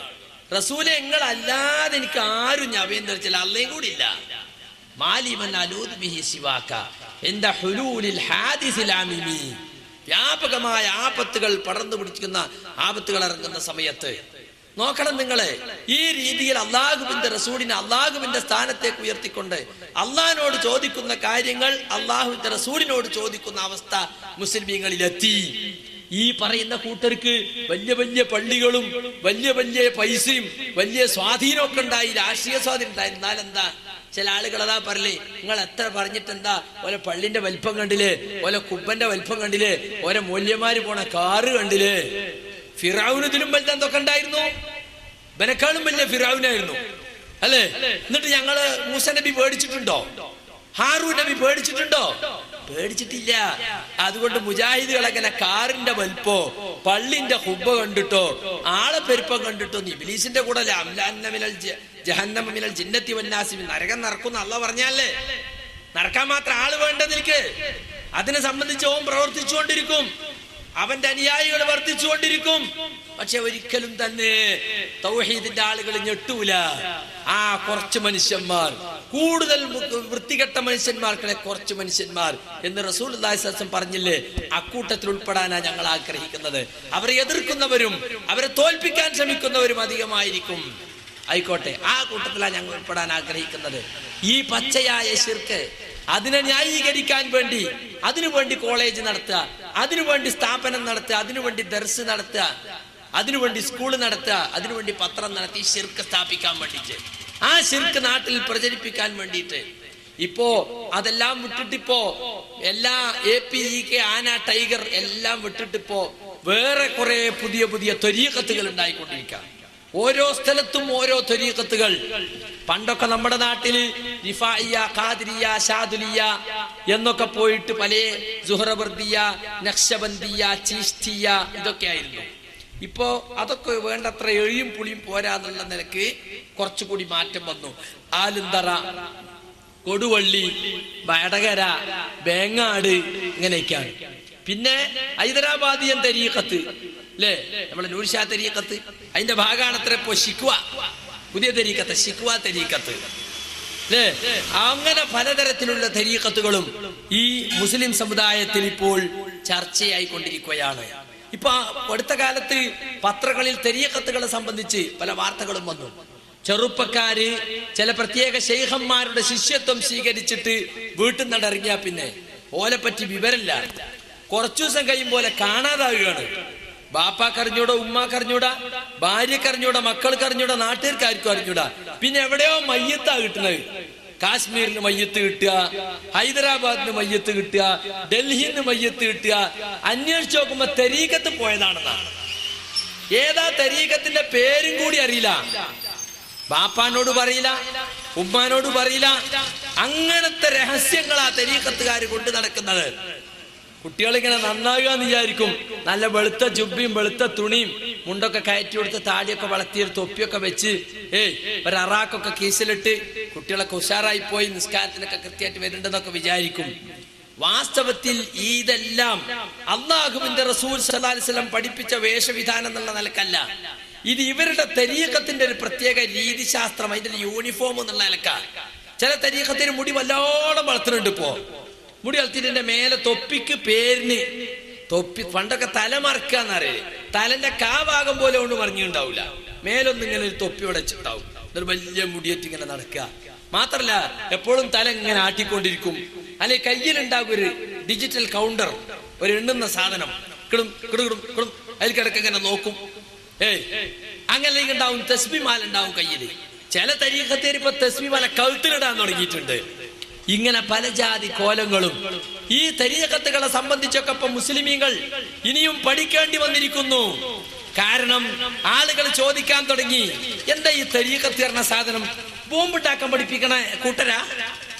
ആ മുസ്ലിങ്ങൾ ചോദിക്കുക. ഇങ്ങനെ ഇതിൽ ചേർന്ന അപ്പൊ തന്നെ ബോംബുണ്ടാക്കിയിട്ട് അങ്ങ് കാശ്മീർക്ക് വിടുക, അങ്ങനെ ബോംബുണ്ടാക്കിയിട്ട് അങ്ങ് ഹൈദരാബാദിക്ക് കയറ്റുക. എന്തെങ്കിലും ഈ തരീഖത്ത് എന്തത് സാധനം? അപ്പൊ നമ്മളെ ആളുകൾക്കും അറിഞ്ഞൂടാ. അങ്ങനെ തരീഖത്ത് എന്ന് പറയണേക്കാ. ജീലാനി തരീഖത്ത്, റിഫായി തരീഖത്ത്, നൂർഷാ തരീഖത്ത്, സൂറവർദി തരീഖത്ത്, ആലന്തറ തരീഖത്ത്, വടകര തരീഖത്ത്, എന്തെല്ലാം 1000 തരീഖത്തുണ്ട് ഞങ്ങളുടെ സമുദായത്തിൽ. ഞമ്മക്കൊന്നും അറിഞ്ഞൂടാ എന്ന് പറയും. അങ്ങനെ മുജാഹിദീകൾക്ക് പറയാൻ പറ്റൂല. മുജാഹിദീകൾ പറയുന്ന തരീഖത്ത് പറഞ്ഞ മാർഗം എന്നർത്ഥം, വഴി എന്നർത്ഥം. ഇസ്ലാമിൽ ഒരേ ഒരു തരീഖത്തേ ഉള്ളൂ. എന്താ അറിയോ? മുഹമ്മദ് മുസ്തഫ സല്ലല്ലാഹു അലൈഹി വസല്ലമയുടെ തരീഖത്ത്. ചില ആൾക്ക് തരീഖത്ത് തന്നെ ആകണം എന്നുണ്ടെങ്കിൽ എന്നാ അങ്ങനെ ആയിക്കോളിയും. ആ തരീഖത്തുൽ മുഹമ്മദിയ, മുഹമ്മദിയ തരീഖത്ത്. നിങ്ങൾ ഏത് തരീഖത്ത് വെച്ചാൽ ഞങ്ങൾ മുഹമ്മദിയ തരീഖത്ത്. അതേതാ? അത് 1400 കൊല്ലം മുമ്പ് ജീവിച്ച മുഹമ്മദ് മുസ്തഫ സല്ലല്ലാഹു അലൈഹി വസല്ലം എന്ന നബി ഉണ്ടായിരുന്നു, അദ്ദേഹത്തിന്റെ മാർഗം എന്നല്ലാതെ നമുക്ക് വേറെ ഒരു തരീഖത്തും പരിചയമല്ല. പരിശുദ്ധ ഖുർആനിലോ തിരുസുന്നത്തിലോ അങ്ങനെ ഒന്നുണ്ടോ? ഇസ്ലാമിൽ തരീഖത്തുണ്ടോ ഇല്ലേ എന്ന് ചോദിച്ചാ ഏത് തർക്കവും നമ്മൾ പരിഹരിക്കേണ്ടത് ഖുർആൻ കൊണ്ട് ഹദീസ് കൊണ്ടല്ലേ. ഫൈൻ തനാസഅതും ഫീ ശൈഇൻ ഫറുദ്ദൂഹു ഇലല്ലാഹി വറസൂൽ. നിങ്ങൾ ഭിന്നിപ്പിലായാൽ അള്ളാഹുവിലേക്ക് മടക്കണം ആ വിഷയത്തെ, അഥവാ അള്ളാന്റെ കിതാബിലേക്ക് മടക്കണം, പിന്നെ റസൂലിലേക്ക് മടക്കണം. അള്ളാന്റെ കിതാബിൽ പറഞ്ഞിട്ടുണ്ടോ 6200 ചില്ലാനം വരുന്ന ആയത്തുകളിൽ ഏതിലെങ്കിലും ഏതെങ്കിലും ഒരു തരീഖത്തിൽ ചേരണമെന്ന് പറഞ്ഞിട്ടുണ്ടോ? പറഞ്ഞിട്ടില്ല. ആകെ പറഞ്ഞത് മുഹമ്മദ് മുസ്തഫ സല്ലല്ലാഹു അലൈഹി വസല്ലം കൊണ്ട് തരീഖത്ത് മാത്രം. വഅന്ന ഹാദാ സിറാത്തി മുസ്തഖീമ, ഇതാകുന്നു എന്റെ മാർഗം, ചൊവ്വായ മാർഗം. ഫത്തബിഊഹു, ആ മാർഗത്തെ നിങ്ങൾ പിന്തുടരണം. വലാ തത്തബിഉ സുബുൽ, മറ്റ് മാർഗങ്ങളെ ഒന്നും നിങ്ങൾ പിന്തുടരരുത്. ഫതഫറഖ ബികും അൻ സബീലിഹി, മറ്റ് മാർഗങ്ങളെ പിന്തുടർന്നാൽ ഈ മാർഗത്തെ വിട്ട് അത് നിങ്ങളെ തെറ്റിച്ച് കളയുന്നതാണ്. ദാലികും വസ്വാകും ബിഹി ലഅല്ലകും തത്തഖൂൻ, അതാണ് അവൻ നിങ്ങളോട് വസിയത്ത് ചെയ്യുന്നത്, നിങ്ങൾ തഖ്വയുള്ളവരാകാൻ വേണ്ടി. ഈ ആയത്ത് സൂറത്ത് അൻആമിലുള്ള ആയത്താണ്, 153-ാമത്തെ ആയത്ത്. ഈ ആയത്ത് ഓതിക്കൊടുത്ത റസൂല് ഒരു നേർരേഖ വരച്ചു. എന്നിട്ട് മേലോട്ട് കുറെ വരകൾ, മുറിഞ്ഞ വരകൾ, താഴോട്ടും കുറെ മുറിഞ്ഞ വരകൾ, ഈ വരയിൽ മുട്ടാത്തത്. എന്നിട്ട് റസൂലുള്ളാഹി സ്വല്ലല്ലാഹു അലൈഹി വസല്ലം പറഞ്ഞു, ഈ നടുവിൽ കാണുന്ന ഋജുവായ വളവില്ലാത്ത ഈ മാർഗരേഖയാണ് എന്റെ മാർഗം, സിറാത്തുൽ മുസ്തഖീം. അതിൽ അങ്ങോട്ടും ഇങ്ങോട്ടും ഒക്കെ തിരിഞ്ഞു പോകുന്ന മാർഗങ്ങൾ അതെല്ലാം പിശാചിന്റെ മാർഗങ്ങളാണ്. അതിൽ ഓരോന്നിനും ഓരോ പിശാചിരുന്ന് നിങ്ങളെ മാടി വിളിച്ചുകൊണ്ടിരിക്കും. സിറാത്തുൽ മുസ്തഖീമിൽ നിങ്ങൾ പോകുമ്പോ നിങ്ങളെ ഇങ്ങോട്ടും ഇങ്ങോട്ടും മാടി വിളിച്ചുകൊണ്ടിരിക്കും. അതൊന്നും നിങ്ങൾ പോകരുത്, നിങ്ങൾ ഈ ഒരു മാർഗത്തെ മാത്രം പിൻപറ്റണം എന്ന് അല്ലാഹുവിന്റെ റസൂൽ സല്ലല്ലാഹു അലൈഹി വസല്ലം പറയുകയുണ്ടായി. സുഹൃത്തുക്കളെ, നബി സല്ലല്ലാഹു അലൈഹി വസല്ലമയുടെ കാലശേഷം അബൂബക്കർ സിദ്ദീഖിന്റെ പേരിൽ തരീഖത്ത് ഉണ്ടായോ? ബക്രിയ തരീഖത്ത് ഉണ്ടായില്ല. അല്ലെങ്കിൽ സിദ്ദീഖിയ തരീഖത്ത് ഉണ്ടായോ? ഉമർ റളിയല്ലാഹുവിന്റെ പേരിൽ ഉമരിയ തരീഖത്ത് ഉണ്ടായോ? ഉസ്മാനിയ തരീഖത്ത് ഉണ്ടായോ? അലവിയ തരീഖത്ത് ഉണ്ടായോ? അലി റളിയല്ലാഹുവിന്റെ പേരിൽ ഷിയാത്തു അലി എന്ന പേരിൽ പിൽക്കാലത്ത് അദ്ദേഹത്തിന്റെ സമ്മതം കൂടാതെ ചെല്ലുണ്ടാക്കിയെങ്കിലും ഈ പറഞ്ഞ ഉദ്ദേശത്തിലെ തരീഖത്ത് അല്ലാതെ. എന്നാൽ ഇപ്പോൾ ഇവിടെ തരീഖത്തുകാർ ജനങ്ങളോട് കുശുകുശു പറഞ്ഞുകൊണ്ടിരിക്കുന്ന എന്താണെന്നറിയോ? നിങ്ങൾക്ക് അല്ലാഹുവിനെ മനസ്സിലാക്കണമെങ്കിൽ, റസൂലിനെ മനസ്സിലാക്കണമെങ്കിൽ, പരലോകത്ത് സ്വർഗം നേടണമെങ്കിൽ തരീഖത്തിലൂടെ മാത്രമേ സാധിക്കുകയുള്ളൂ. നിങ്ങളുടെ ഈ പ്രദേശത്തും ഉണ്ടെന്നാണ് ഞാൻ അറിഞ്ഞത്. ഖാൻഖാ ഒക്കെ ഉണ്ടെന്നാ. അവർക്ക് പള്ളിയെക്കാളും വലുത് പർണശാലയാണ്. പർണശാല എന്ന് പറഞ്ഞാൽ ദിക്ർ ചെല്ലാൻ വേണ്ടിയിട്ട്. ദിക്ർ ചെല്ല, ആട്ടവും പാട്ടും കൂത്തും ചോറിക്കലും, എപ്പോഴും നല്ല ഫുഡ് ഉണ്ടാവും. എന്നിട്ട് ഇങ്ങനെ ആട്ടും പാട്ടും. ജമാഅത്ത് നിസ്കാരത്തിനൊന്നും പോയില്ലെങ്കിൽ കുഴപ്പമില്ല, ഖാൻഖായിൽ വന്നാൽ മതി. അതിനുവേണ്ടി പ്രത്യേകം തയ്യാർ ചെയ്തിട്ടുള്ള ദിക്റിന് വേണ്ടിയുള്ള പ്രത്യേക സ്ഥല ഖാൻഖാ. ഇവിടെ തിരുവനന്തപുരത്ത് പുറത്തൂരുണ്ട്, ഞാൻ കണ്ടത് അവിടുന്ന് ആദ്യമായിട്ട്. ഇവിടെ ഉണ്ടെന്നാ കേട്ടത്. പള്ളിയേക്കാൾ അവർക്ക് ഖാൻഖാ ആണ് വലുത്. ഈ ഖാൻഖാകളിലേക്ക് മുസ്ലിം ചെറുപ്പക്കാരെ കൊണ്ടുപോകാൻ അവരാദ്യം പറയുന്നത് എന്താണെന്നറിയോ? നിങ്ങള് മനസ്സൊക്കെ ഒന്ന് ശുദ്ധാക്കണ്ടേ, നമ്മളെ മനസ്സിൽ കാപട്യമില്ലാതാക്കണ്ടേ, നമ്മുടെ സ്വഭാവം സംസ്കരിക്കണ്ടേ. അതിനുള്ളൊരു മാർഗമാണ് ഞങ്ങൾ പറയാൻ പോകുന്നത്. ഞങ്ങൾ അടുക്കലുള്ളത് പൊതു മുസ്ലിം സമൂഹത്തിന്റെ അടുക്കലുള്ള വിജ്ഞാനമല്ല. ഞങ്ങളിലേക്ക് ഇൽമുൽ അസ്റാറുണ്ട്, രഹസ്യത്തിന്റെ വിജ്ഞാനങ്ങൾ, ഇൽമുൽ ബാത്തിനിയുണ്ട്. എല്ലാവർക്കും ഉള്ള പുറമെയുള്ള വിജ്ഞാനമാണ്, ഞങ്ങൾക്ക് അകമേയുള്ള വിജ്ഞാനമാണ്. ഉൾസാര രഹസ്യങ്ങളാണ് ഞങ്ങൾ അടുക്കലുള്ളത്. വരൂ, നിങ്ങളൊന്ന് പറഞ്ഞു തരുവേ. ഇവിടുന്ന് പറയാൻ പറ്റൂല, നിങ്ങൾ ഷെയ്ഖിന്റെ അടുത്ത് വരണം. ഷെയ്ഖിന്റെ അടുത്ത് വന്നിട്ട്, അല്ലെങ്കിൽ ഖലീഫയുടെ അടുത്ത് വന്നിട്ട് ഖലീഫ നിങ്ങൾക്ക് പറഞ്ഞു തരും. അത് നിങ്ങൾക്ക് സ്വീകാര്യമാണെങ്കിൽ അദ്ദേഹത്തിന് ബൈഅത്ത് ചെയ്യാം. പിന്നീട് അദ്ദേഹം വിജ്ഞാനത്തിന്റെ ചെപ്പുകൾ ഓരോന്നോരോന്നായി തുറന്നു തരും. അപ്പൊ ഞങ്ങളാണ് യഥാർത്ഥ തൗഹീദിന്റെ ആളുകൾ. ഇവർക്കൊന്നും തൗഹീദ് മനസ്സിലായിട്ടില്ല. ഇവരെല്ലാം ഈ ലാ ഇലാഹ ഇല്ലല്ലയുടെ തൊലിപ്പുറമെ കിടന്നിട്ട് ഇങ്ങനെ കളിക്കുകയാണ്. അതിന്റെ അകക്കാമ്പ് കണ്ടവർ ഞങ്ങളാണ്. നിങ്ങളെ മനസ്സ് ശുദ്ധീകരിക്കാൻ, നിങ്ങളെ സ്വഭാവം സംസ്കരിക്കാൻ ഞങ്ങൾ റെഡി, നിങ്ങളെ കൂടെ വരൂ എന്നാണ്. ഇങ്ങനെ പറഞ്ഞിട്ട് ഒരുപാട് ചെറുപ്പക്കാരെ പിടിച്ചുകൊണ്ടുപോകും. ഭൗതിക ജീവിതത്തിൽ മനം മടുത്ത്, ഭൗതിക ജീവിതത്തിലെ സുഖങ്ങൾ ആവോളം ആസ്വദിച്ച് ഇതൊന്നും ഇനി വേണ്ടെന്ന് പറഞ്ഞ് വലിച്ചെറിയുന്ന കുറെ ആളുകൾ, അവർ ഈ കപട ആത്മീയതയിലേക്കാണ് പോകുന്നത്, ഈ കള്ളത്തരീക്കത്തുകളിലേക്കാണ് പോകുന്നത്. ഒരു വശത്തൊന്നുകിൽ അങ്ങേയറ്റത്തെ വഴിപിഴച്ച ഭൗതികത, ഇതോ ഇങ്ങേയറ്റം അതിരുകടന്ന ആത്മീയതയും. അള്ളാഹു ദീൻ എന്ന് പറയുന്നതിന്റെ നടുക്ക് രണ്ടിനും മധ്യയാണ്. ഭൗതിക ജീവിതത്തെ അവഗണിക്കാതെ തന്നെ, ഭൗതിക ജീവിതത്തിൽ അള്ളാഹു അനുവദിച്ചിട്ടുള്ള സുഖ സൗകര്യങ്ങൾ ആസ്വദിച്ചും അനുഭവിച്ചുകൊണ്ട് തന്നെ അവനെ ആരാധിച്ചും അവനെ സ്നേഹിച്ചും ജീവിക്കുക. കല്യാണം കഴിച്ചും മക്കളുണ്ടായും അയൽപക്ക ബന്ധങ്ങൾ പുലർത്തിയും കുടുംബ ബന്ധങ്ങൾ പുലർത്തിയും സുഹൃബന്ധങ്ങൾ നിലനിർത്തിയും ഒരു പച്ചയായ മനുഷ്യനായി ജീവിക്കുക. അതാണ് ഇസ്ലാം പഠിപ്പിക്കുന്നത്. പക്ഷേ തരീഖത്തുകൾ വാസ്തവത്തിൽ ആളുകളെ കൊണ്ടുപോകുന്നത് ശുദ്ധമായ സന്യാസത്തിലേക്കാണ്. സന്യാസം ഇസ്ലാമിൽ ഇല്ലാത്തതാണ്, റഹ്ബാനിയത്ത് ഇസ്ലാമിൽ ഇല്ലാത്തതാണ്. പക്ഷെ ഇസ്ലാമിൽ സന്യാസം കടത്തിക്കൂട്ടാൻ ശ്രമിച്ചവരാണ് സൂഫികൾ. ആ സൂഫികളാണ് വാസ്തവത്തിൽ തരീഖത്ത് ഉണ്ടാക്കിയിട്ടുള്ളത്. എല്ലാ തരീഖത്തുകളും സൂഫിസത്തിൽ അധിഷ്ഠിതമാണ്.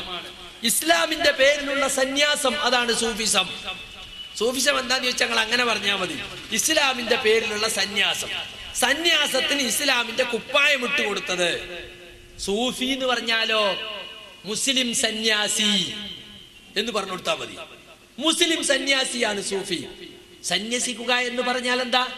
കല്യാണം കഴിക്കാതെ, ജനങ്ങളുമായി ബന്ധമില്ലാതെ, ഏതെങ്കിലും ഒരു ഒഴിഞ്ഞ സ്ഥലത്ത് പോയിരുന്ന് ഒരു ജപമാലയും മറിച്ച് മേലോട്ട് നോക്കി ഇങ്ങനെ ഇരിക്കുക, പരലോകത്തെ കുറിച്ച് മാത്രം ചിന്തിക്കണം. അങ്ങനെയാണ് പഴയ സന്യാസ സങ്കല്പം. ഇപ്പോൾ സന്യാസികളൊക്കെ റോട്ടിലേക്ക് ഇറങ്ങിയിരിക്കുന്നു. അവർക്കിപ്പോൾ ഗിരിഗഹ്വരങ്ങളിൽ പോയിരുന്ന്, മലമുകളിൽ പോയിരുന്ന് ഒറ്റയ്ക്കിരിക്കാനൊന്നും കഴിയില്ല. അവർ കൗമിന്റെ, അവരുടെ ആരാധ്യന്മാരുടെയും മുരീദന്മാരുടെയും നടുക്ക് സുഖലോലുപന്മാരായി ജീവിക്കുകയാണ്. എല്ലാവിധ സൗകര്യങ്ങളോടും കൂടി സർവാഭരണ വിഭൂഷിതരായി അവരാളുകളിലേക്ക് ഇറങ്ങുകയാണ്. വലിയ വലിയ രമ്യഹർമ്മ്യങ്ങളും വിലപിടിപ്പുള്ള കാറുകളും വലിയ ഒരു സൈന്യവും, എന്തിനധികം രാഷ്ട്രീയക്കാർ വരെ അവരെ കാൽക്കൽ വരികയാണ്. അങ്ങനത്തെ അവസ്ഥയിലേക്ക് പല തരീഖത്തുകളും ഇന്ന് പുരോഗമിച്ചു എന്ന് അവരെ വാക്കിൽ പറയാം, അധപ്പതിച്ചു എന്ന് നമ്മുടെ വാക്കിലും പറയാം. ഏതായിരുന്നാലും ഇങ്ങനത്തെ ഒരു സൂഫി തരീഖത്തിന്റെ വഴി സ്വീകരിച്ചാലല്ലാതെ, ഒരു സൂഫി ഷെയ്ഖിന് ബൈഅത്ത് ചെയ്ത് അദ്ദേഹത്തിന്റെ മുരീദായാലല്ലാതെ, എന്നിട്ട് അയാൾ പറയും പോലെ ജീവിച്ചാലല്ലാതെ നിങ്ങൾക്ക് രക്ഷപ്പെടാൻ കഴിയില്ല എന്നാണ് തരീഖത്തുകാർ പഠിപ്പിക്കുന്നത്. അപ്പൊ നമ്മളെല്ലാവരും യഥാർത്ഥ മാർഗത്തിന് പഴിച്ചു പോയിരിക്കുന്നു. ഈ തരീഖത്തില് പോയിട്ട് ഷെയ്ഖിന്റെ കാലും തിരുമ്പിയിട്ട് അയാളെ പറഞ്ഞു കൊടുക്കണ ദിക്റും, അയാള് പറഞ്ഞു കൊടുക്കണ സലാത്തും, അയാൾ പറഞ്ഞു കൊടുക്കണ ധ്യാനവും, അയാൾ പറയണ മൗലിദും, അയാൾ പറയുന്ന റാത്തീബും, അയാളുടെ നേർച്ചയും ഉറൂസും ഇതൊക്കെ ചെയ്യണം.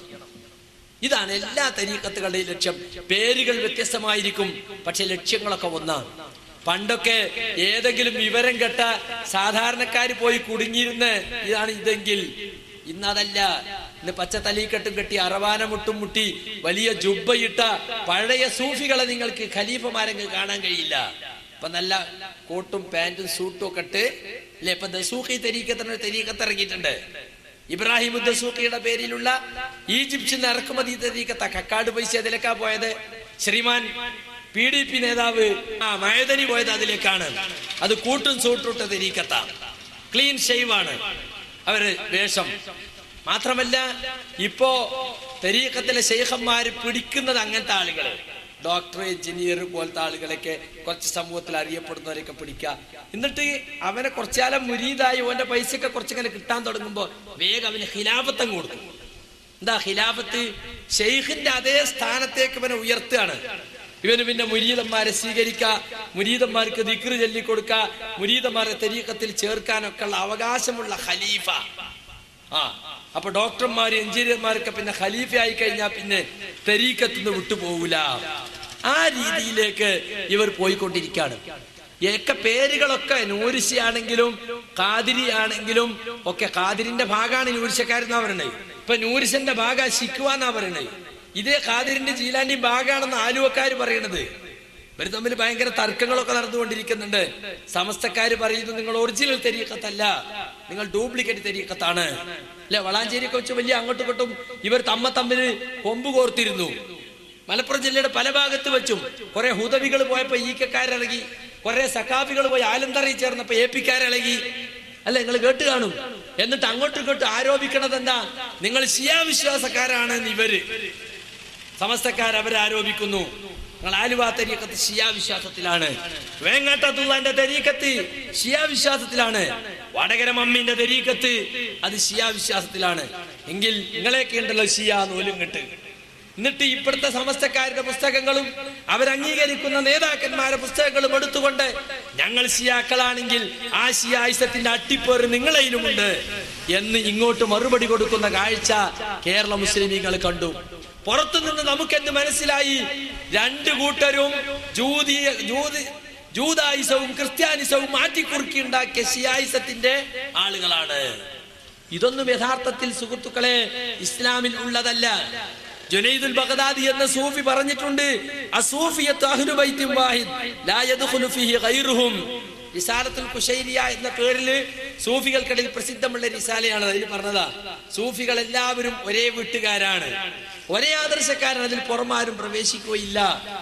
അത് ഏത് ശൈഖിന്റെ പേരിൽ അറിയപ്പെട്ടാലും ശരി, എല്ലാവരുടെയും ലക്ഷ്യം ഒന്നാണ്. മുജാഹിദുകളെ സംബന്ധിച്ചിടത്തോളം ഇത് ഇസ്ലാമികമല്ല എന്ന് പറയാൻ കാര്യം എന്താണ്? ഞങ്ങളുടെ മറുപടി വളരെ ലളിതമാണ്. അൽയൗമ അക്മൽതു ലക്കും ദീനക്കും, ഇന്ന് നിങ്ങൾക്ക് നിങ്ങളുടെ ദീനനെ നാം പൂർത്തിയാക്കി തന്നിരിക്കുന്നു. വാത്മംതു അലൈക്കും നിഅമതി, എന്റെ അനുഗ്രഹം വഹ്യാകുന്ന അനുഗ്രഹം സമ്പൂർണ്ണമാക്കിയിരിക്കുന്നു. വറളീതു ലക്കുൽ ഇസ്ലാം ദീന, ഇസ്ലാമിനെ നാം നിങ്ങൾക്കും ഇതാ മതമായി തൃപ്തിപ്പെട്ടിരിക്കുന്നു എന്ന് അവസാനത്തെ ഹജ്ജിൽ മുഹമ്മദ് മുസ്തഫ സല്ലല്ലാഹു അലൈഹി വസല്ലമക്ക് അല്ലാഹു ആയത്തിറക്കി. അപ്പൊ അള്ളാഹു ഈ ദീനിനെ റസൂലുള്ളാഹി സ്വല്ലല്ലാഹു അലൈഹി വസല്ലമയുടെ കാലത്ത് പൂർത്തിയാക്കി തന്നു. ഇനി ഇതിലൊന്നും കൂട്ടിച്ചേർക്കേണ്ടതില്ല. ഇതിലില്ലാത്ത വല്ലതും ഇതിൽ പിന്നീട് ആരെങ്കിലും പുതുതായി കൂട്ടിച്ചേർത്താൽ അത് അസ്വീകാര്യമാണ്, അല്ലാഹ് സ്വീകരിക്കുന്നതല്ല. അപ്പൊ ആ കാലത്ത് തരീഖത്തുണ്ടോ? ഒരു ശൈഖിനെ ബൈഅത്ത് ചെയ്തിട്ട് അയാളെ പിന്നാലെ കൂടിയിട്ട് അയാൾ ദിക്റും സലാത്തും പഠിപ്പിക്കുക, വേറൊരാൾ ഒരു ശൈഖ് അയാളെ പിന്നാലെ കുറെ ആളുകൾ അയാൾ വേറെ ചില ദിക്റുകൾ പഠിപ്പിക്കുക, അയാളെ ശരീഅത്തൊന്ന് വേറെ. ഇങ്ങനെ ഓരോരുത്തർക്ക് പ്രത്യേക ശൈഖന്മാരും അതിന്റെ കുറെ മുരീദന്മാരും ഇങ്ങനത്തെ ഇടപാട് റസൂലുള്ളാഹി സ്വല്ലല്ലാഹു അലൈഹി വസല്ലമയുടെ സഹാബത്തിന്റെയോ കാലത്തില്ല.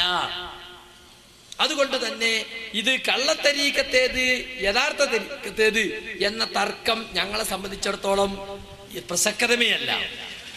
കള്ള് ഹറാമാണെങ്കിൽ പിന്നെ അത് കുടിക്കുമ്പോ ബിസ്മി അല്ലണോ, അത് കുടിച്ചു കഴിഞ്ഞിട്ട് അൽഹംദുലില്ലാ പറയണോ എന്ന് ആരെങ്കിലും തർക്കിക്കോ?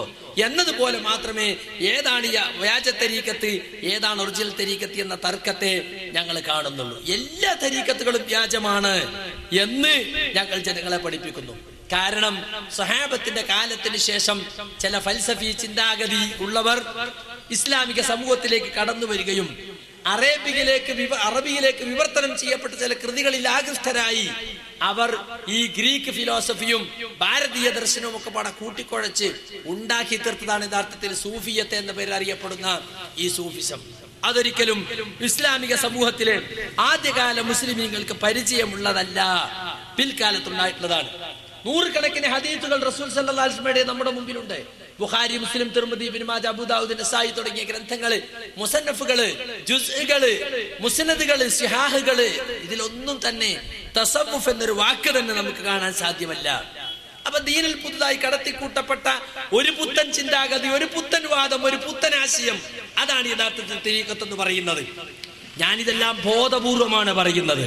എന്റെ വാക്കുകൾ കേൾക്കുന്ന തരീഖത്തിനെ അനുകൂലിക്കുന്ന സുഹൃത്തുക്കൾ ഉണ്ടെങ്കിൽ നിങ്ങളുടെ ആളുകളെ കൊണ്ടുവന്ന് ഈ നാട്ടിലുള്ളവർക്ക് നിങ്ങൾ പറഞ്ഞു കൊടുക്കണം, ഇത് ദീനിൽ നിങ്ങൾ കടത്തിക്കൂട്ടിയ പുത്തൻ ആശയമാണെന്ന്. ഞങ്ങൾ എത്ര കാലം പറഞ്ഞുകൊണ്ടിരിക്കുന്നു. നിങ്ങൾ അവിടെയും ഇവിടെയും പോയി കുസുകുസു പറയാതെ ഇതുപോലെ മൈക്ക് കെട്ടി പുറത്തിറങ്ങി പറയണം. നിങ്ങളിപ്പോ കുടുംബ സംഗമവും സമ്മേളനവും പുസ്തകവും അതുപോലെ തന്നെ മാസികയും ഒക്കെ ഇറക്കാൻ തുടങ്ങിയിട്ടുണ്ടല്ലോ. അങ്ങനെ പുറത്തു വരട്ടെ, ആശയങ്ങൾ മാറ്റിവെക്കപ്പെടട്ടെ, ജനങ്ങൾ അറിയട്ടെ. ആരോടും പറയാൻ പറ്റാത്ത ചില ആളുകളെ കൊണ്ടുപോയി മാത്രം കുസുകുസു പറയാനുള്ളതല്ലല്ലോ ദീന്. അള്ളാഹുവിന്റെ റസൂൽ സല്ലല്ലാഹു അലൈഹി വസല്ലം കൊണ്ടുവന്ന ദീനിൽ അങ്ങനെ കുസുകുസു പറയേണ്ട, സ്വകാര്യം പറയേണ്ട കാര്യങ്ങളില്ല. പുറത്തു വരട്ടെ. പുറത്തു വന്നിട്ട് നിങ്ങൾ ഇത് സുന്നത്താണെന്ന് സ്ഥാപിക്കും. കാര്യങ്ങളിൽ ഏറ്റവും മോശമായത് പുതുതായി കടത്തിക്കൂട്ടപ്പെട്ടതാണ്. കടത്തിക്കൂട്ടപ്പെട്ടതെല്ലാം പുത്തൻ വിശ്വാസങ്ങളും പുത്തൻ ആചാരമാണ്. ഓരോ അതിനെ സംബന്ധിച്ച് അവസാനം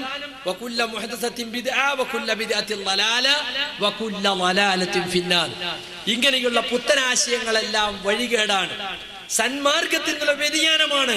ആ വ്യതിയാനത്തിന്റെ പര്യവസാനം നരകത്തിലാണ് എന്ന് ഓരോ ഖുതുബയിലും അല്ലാഹുവിന്റെ റസൂൽ ഓർമ്മപ്പെടുത്താറുണ്ട്. അങ്ങനെയുള്ള ഈ ബിദ്അത്തിൽ ചേർന്നാൽ എന്താ സ്ഥിതി? നരകത്തിലെത്തിപ്പോകും. മാത്രമല്ല തൗബ സ്വീകരിക്കൂല. ഇന്നല്ലാഹു യഹ്തജറ തൗബത അൻ സാഹിബി ബിദ്അത്ത്. ബിദ്അത്തുകൾ ഒഴിവാക്കുന്നത് വരെ ഒരു ബിദ്അത്തുകാരന്റെ തൗബ അല്ലാഹു സ്വീകരിക്കുന്നതല്ല. ഇവർക്ക് എന്ത് ഹദീസ്, ഇവർക്ക് ശൈഖ് എന്തെങ്കിലും പറഞ്ഞ് അത് മുങ്ങി നടക്കാനല്ലാതെ ആകപ്പാടെ 10-12 ആയത്തിന്റെ കണ്ടം തുണ്ടം അത് അങ്ങനെ തന്നെ പഠിച്ചു വെച്ചിട്ടുണ്ടാവും. വലിയ തലീകെട്ടിട്ടിയ വലിയ ഖലീഫക്കും അതേ അറിയുള്ളൂ, വേറുള്ള കാര്യങ്ങളൊന്നും അറിയില്ല. ഖുർആൻ മുഴുവൻ പഠിക്കുക, ഖുർആൻ ഹിദായത്തിന് വേണ്ടി പഠിക്കണ ഏർപ്പാടേ അവർക്കില്ല. മാത്രല്ല ഇന്ന് ഖുർആനിൽ നമ്മൾ പറയുന്ന അർത്ഥമൊന്നും ശരിയല്ല എന്നാ പറയുന്നത്. അതെല്ലാം ഭാഗ്യമായ അർത്ഥം. ഞങ്ങളിൽ വേറെ രഹസ്യത്തിന്റെ അർത്ഥം, സിറിന്റെ അർത്ഥം വേറെ ഉണ്ട് എന്നാണ്. അതിലേക്കെല്ലാം ഞാൻ ഇൻഷാ അല്ലാഹ് വരുന്നുണ്ട്.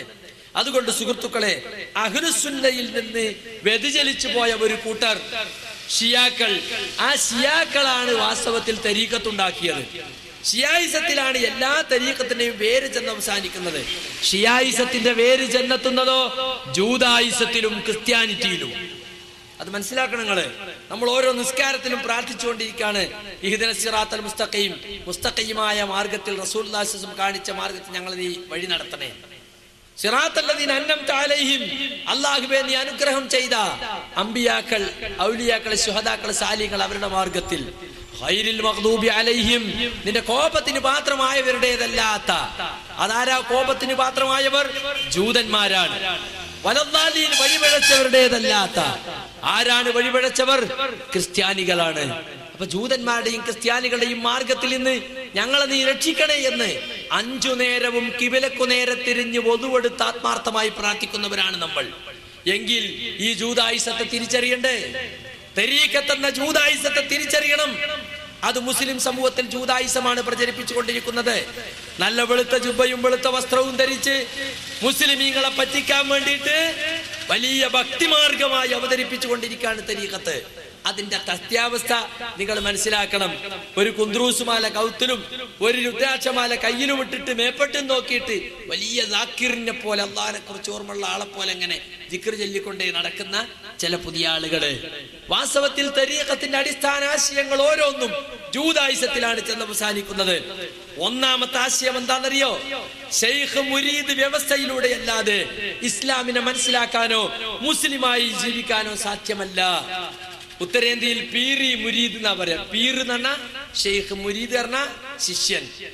ഒരു ശൈഖിനെ കണ്ടെത്താണ് നിങ്ങൾ ആദ്യം വേണ്ടത്. ആ ശൈഖിലൂടെ എല്ലാം നിങ്ങൾക്ക് ഇസ്ലാമിനെ മനസ്സിലാക്കാൻ കഴിയില്ല. ഷെയ്ഖ് എന്ന് പറഞ്ഞാൽ ഗുരു എന്നാണ് വാസ്തവത്തിൽ ഭാഷയിൽ നമ്മൾ ഉപയോഗിക്കുന്ന അർത്ഥം. അയാൾ എന്റെ ഷെയ്ഖാണെന്ന എന്റെ ഗുരുനാഥനാണെന്ന അർത്ഥം അല്ലെ. എന്നാ ഇതങ്ങനെയല്ല. ഇത് ദീനിനെ കുറിച്ച് പഠിപ്പിച്ചു തരുന്ന ഒരു മുഅല്ലിം, ഒരു ഉസ്താദ് എന്ന നിലവാരമല്ല. കശ്ഫും ഇൽഹാമും ഒക്കെയുള്ള തരീഖത്തിന്റെ സിൽസിലയിൽപ്പെട്ട ഒരു പ്രത്യേക വ്യക്തിയാണ്. അങ്ങനെയുള്ള ഒരാളെയാണ് നിങ്ങൾ കണ്ടെത്തേണ്ടത്. അങ്ങനെ കണ്ടെത്തൽ നിങ്ങൾക്ക് വാജിബാണ് എന്നാണ്. കണ്ടെത്തി കഴിഞ്ഞിട്ട് അയാൾ പറയുന്ന അദബനുസരിച്ച് മുന്നോട്ട് പോകണം. ഖുശൈരി പറഞ്ഞതായിട്ട് റിസാലത്തുൽ ഖുശൈരി തന്നെ കാണാം, യജിബു അലൽ മുരീദി അൻ യതഅദ്ദബ ബിശൈഖിൻ ഫഇൻ ലം യകുൻ ലഹു ഉസ്താദുൻ ലാ യുഫ്ലിഹു അബദ. അയാൾ മുരീദിന്റെ മേൽ നിർബന്ധമായ കാര്യം ഒരു ശൈഖ് പറയുന്നതനുസരിച്ച് ജീവിക്കലാണ്. ഒരു ഉസ്താദ് ഇല്ലെങ്കിൽ ഒരിക്കലും വിജയിക്കൂല, ശൈഖ് ഇല്ലെങ്കിൽ വിജയിക്കൂല. ഹദാ അബൂ സൈദ് യഖൂൽ മൻ ലം യകുൻ ലഹു ഉസ്താദ് ഫഇമാമുഹു ശൈത്താൻ. ആർക്കെങ്കിലും ഒരു ശൈഖ് ഇല്ലെങ്കിൽ അയാളെ ശൈഖ് ശൈത്താനാണ്. സമസ്തക്കാര് നൂരിശാ തരീഖത്തേട്ട് ആദ്യം നൂരിശാ തങ്ങൾ പ്രത്യക്ഷപ്പെട്ടപ്പോ പറഞ്ഞു നടന്നിരുന്നതാണ്. അന്ന് മുജാഹിദുകളെ ഉദ്ദേശിച്ചാണ് പറഞ്ഞിരുന്നത്, നൂര് ശൈഖായി സ്വീകരിക്കാത്തവന്റെ ശൈഖ് ശൈത്താനാണ്. അങ്ങനെയാണ് പട്ടിക്കാട് ഫൈസാബാദ് അറബി കോളേജ് സമസ്തക്ക് കിട്ടിയത്. അത് ഫൈലാബാദാണ്. ഫൈലാൻ എന്നത് തരീഖത്തിൽ ഒരു പ്രത്യേക ടേമാണ്. കണ്ടോ, അവരെ വിജ്ഞാനം ഇങ്ങനെ നിറഞ്ഞു തുളുമ്പി ഒഴുകും. അങ്ങനത്തെ തുളുമ്പുന്ന വിജ്ഞാനത്തെ സൂചിക്കാനാണ് ഫൈലാൻ എന്ന വാക്ക് ഉപയോഗിക്കാറുള്ളത്. ആ ഫൈലാബാദ് ഹൈദരാബാദ് എന്ന് വന്ന നൂരിശാത്തങ്ങളെ കെട്ടിയെഴുന്നള്ളിച്ച് കൊണ്ടു നടന്ന് പട്ടിക്കാട് കോളേജും കിട്ടി. പലയിടത്തും നൂരിശാ തരീഖത്തിന് ആളുകൾ ഉണ്ടായി. കുറ്റിപ്പുറത്തെ മാണൂരും കാളികാവിലുമൊക്കെ ഖാൻഖാഹുകൾ ഉണ്ടായി. അല്ലെ, കുറച്ച് കഴിഞ്ഞ സ്വീകരിക്കാത്തവന്റെ ശൈഖ് ശൈത്താനാണ് എന്ന് പറഞ്ഞ് അവർ തന്നെ പിന്നീട് പറഞ്ഞു പക്ഷെ അപ്പോഴേക്കും പറഞ്ഞിട്ട് നൂർഷാന്റെ പിന്നാലെ കാളികാവിലും കുറ്റിപ്പുറത്തും മറ്റു പലയിടത്തും ആളുകൾ കൂടി. ഇന്ന് നൂർഷാ തരീഖത്തിന്റെ ആളുകൾ ഇവിടെ വർദ്ധിച്ചുകൊണ്ടിരിക്കുകയാണ് പല ഭാഗത്തും. സമസ്തക്ക് പിടിക്കാൻ കഴിയുന്നില്ല. കാരണം സമസ്ത ഏതൊരു കാര്യം അവരുടെ പേരിൽ ആക്ഷേപിക്കുന്നോ അത് സമസ്ത അംഗീകരിക്കുന്ന എല്ലാ തരീഖത്തിലും ഉണ്ടെന്ന് ചൂണ്ടിക്കാണിക്കാൻ അവർക്ക് സാധിക്കും. തരീഖത്തെല്ലാം ഒരേ അച്ചിൽ വാർത്തതാണ്. ആശയങ്ങളിൽ മാത്രം ചെറിയ ചെറിയ വ്യത്യാസങ്ങൾ ഉണ്ടെങ്കിലും ലക്ഷ്യമെല്ലാം ഒന്ന് തന്നെയാണ്. അപ്പോ അങ്ങനെ ഒരു ശൈഖിനെ സ്വീകരിക്കാത്തവന്റെ ശൈഖ് ശൈത്താനാണെന്ന് പറഞ്ഞു നടന്നവർ അവസാനം ശൈഖ് തന്നെ ശൈത്താനാണ്, നൂർഷ തന്നെ ശൈത്താനാണെന്ന് പറയുന്ന അവസ്ഥയിലേക്കാണ് സമസ്തക്കാർ എത്തിപ്പെട്ടത്. വാസ്തവത്തിൽ മുജാഹിദുകളെ സംബന്ധിച്ചിടത്തോളം ഇങ്ങനെ ഒരു നിബന്ധന ഇസ്ലാമിലുണ്ടോ? ഒരു മുസ്ലിമിനെ സംബന്ധിച്ചിടത്തോളം ഇസ്ലാമിനെ കുറിച്ച് പഠിച്ച ആളാണെന്നും ശരിയായ മാർഗത്തിലാണെന്നും നമുക്ക് ബോധ്യമുള്ള ഏതൊരു പണ്ഡിതനോടും നമുക്ക് ചോദിക്കാം, പഠിക്കാം, മനസ്സിലാക്കാം. അങ്ങനെയുള്ള ആരുടെയും ക്ലാസ്സുകൾ കേൾക്കാം. നമ്മളിപ്പോൾ ഈ വളവന്നൂർ പ്രദേശത്ത് ജീവിച്ചു വളരുന്ന ഒരു മുസ്ലിം കുടുംബമാണോ? നമുക്ക് വിശ്വാസമുള്ള ഒരു മുസ്ലിം പണ്ഡിതന്റെ അടുത്ത് പോയിട്ട് പഠിക്കാം, മനസ്സിലാക്കാം. കുറച്ചു കാലം കഴിഞ്ഞ് നിങ്ങൾക്ക് ജോലി ആവശ്യാർത്ഥം ബോംബെയിൽ പോയി താമസിക്കേണ്ടി വന്നു. കുറച്ചു കാലം കഴിഞ്ഞ് പിന്നെ ഡൽഹിയിലേക്ക് പോയി. അവിടെയൊക്കെ ചെല്ലുമ്പോൾ അവിടെ നിങ്ങൾക്ക് വിശ്വസിക്കാവുന്ന പണ്ഡിതനേതോ ആ പണ്ഡിതനോട് ചോദിക്കാം, പഠിക്കാൻ, മനസ്സിലാകും. പിന്നെ നിങ്ങൾ കുറെ കാലം കഴിഞ്ഞ് സൗദിയിലേക്ക് പോയി അല്ലെങ്കിൽ ദുബായിലേക്ക് പോയി. അവിടെ നിങ്ങൾ കാണാവുന്ന മുസ്ലിം പണ്ഡിതനേതോ അദ്ദേഹത്തോട് ചോദിക്കാം, പഠിക്കാം. അല്ലെ ഏതെങ്കിലും ഒരു പ്രത്യേക വ്യക്തിയെ മാത്രം നിങ്ങൾ ഉസ്താദായി വാഴിച്ചിട്ട് അയാളടുത്ത് മാത്രമേ ചോദിക്കാവൂ, അയാളോട് മാത്രമേ പഠിക്കാവൂ. അങ്ങനത്തെ ഒരു സമ്പ്രദായം ഇസ്ലാം പഠിപ്പിച്ചിട്ടേ ഇല്ല. എന്നാൽ തരീഖത്തിലെ ശൈഖ് എന്ന് പറഞ്ഞാൽ അങ്ങനെയല്ല. ശൈഖിന് ബയ്യത്ത് ചെയ്ത് കഴിഞ്ഞാൽ നിങ്ങൾ എവിടെ പോയാലും ശൈഖിലേക്ക് തിരിച്ചു വരണം. അല്ലെങ്കിൽ ശൈഖ് നിങ്ങൾക്ക് വേറൊരു ശൈഖിനെ നിങ്ങളെ ശൈഖായി അവരോധിച്ചു തരണം.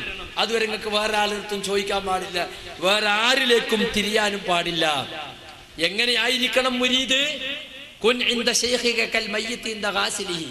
നിന്റെ ശൈഖിന്റെ അടുത്ത് നീ എത്തിയാൽ മയ്യിത്ത് കുളിപ്പിച്ചവന്റെ മുമ്പിലെ മയ്യിത്ത് പോലെയായിരിക്കണം. മയ്യിത്ത് കുളിപ്പിക്കുന്നതിന് മുമ്പിൽ മയ്യിത്ത് പെട്ടാൽ എന്താ ഉണ്ടാകുക? കമത്തിട്ട കമന്ന് നടക്കും, മലത്തിട്ട മല നടക്കും, കാലിങ്ങനെ പൊന്തിച്ചു പിടിച്ചിട്ട് വിട്ടിട്ടും വീഴും. മരിച്ച മയ്യത്തല്ലേ, ഒന്നുമില്ല. അതുപോലെ ആയിരിക്കണം എന്നാ. അങ്ങനെ ആയിരിക്കണം നീ എന്ന് മുരീദിന്റെ വ്യവസ്ഥകൾ പറയുന്നിടത്ത് പറയുന്നു. ശൈഖ് മുരീദിന്റെ കൺകണ്ട ദൈവമാണ്. അള്ളാഹുവിലേക്ക് മുരീദിനെ എത്തിക്കുന്ന മധ്യവർത്തിയാണ് വാസ്തവത്തിൽ ശൈഖ് എന്ന് പറയുന്നത്. എന്ന് മാത്രല്ല, തെറ്റുപറ്റാത്ത മഅസൂമാണ് ശൈഖ് എന്നാണ് ഇവരുടെ വിശ്വാസം. മുരീദന്മാര് ശൈഖന്മാരെ പറ്റി വിശ്വസിക്കുന്നത് തെറ്റുപറ്റാത്ത വ്യക്തിയാണ് അദ്ദേഹം എന്നാണ്. എന്നിട്ട് പിന്നെ അദ്ദേഹം എന്തു പറഞ്ഞാലും അത് തിരുവായ്ക്ക് എതിർവായില്ലാത്ത പോലെ വിഴുങ്ങിക്കോളണം. ചോദ്യം ചെയ്യാൻ പാടില്ല, അനുസരിക്കാതിരിക്കാൻ പാടില്ല. എന്ത് ബുദ്ധിമുട്ടുകളുണ്ടെങ്കിലും ശരി, ശൈഖ് പറഞ്ഞതിന് അക്ഷരം പ്രതി പാലിച്ചു കൊണ്ടിരിക്കണം. ചില വാക്കുകൾ സൂഫി കിതാബുകളിലെ ചില വാക്കുകൾ കേട്ടോളൂ. ശൈഖ് കഅബ പോലെയാണ്.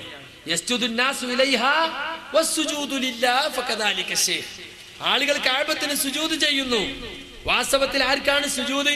അല്ലാഹ്ക്കാണ് സുജൂദ്. അതുപോലെയാണ് ശൈഖ്. കഅബ പോലെ കണക്കാക്കണം.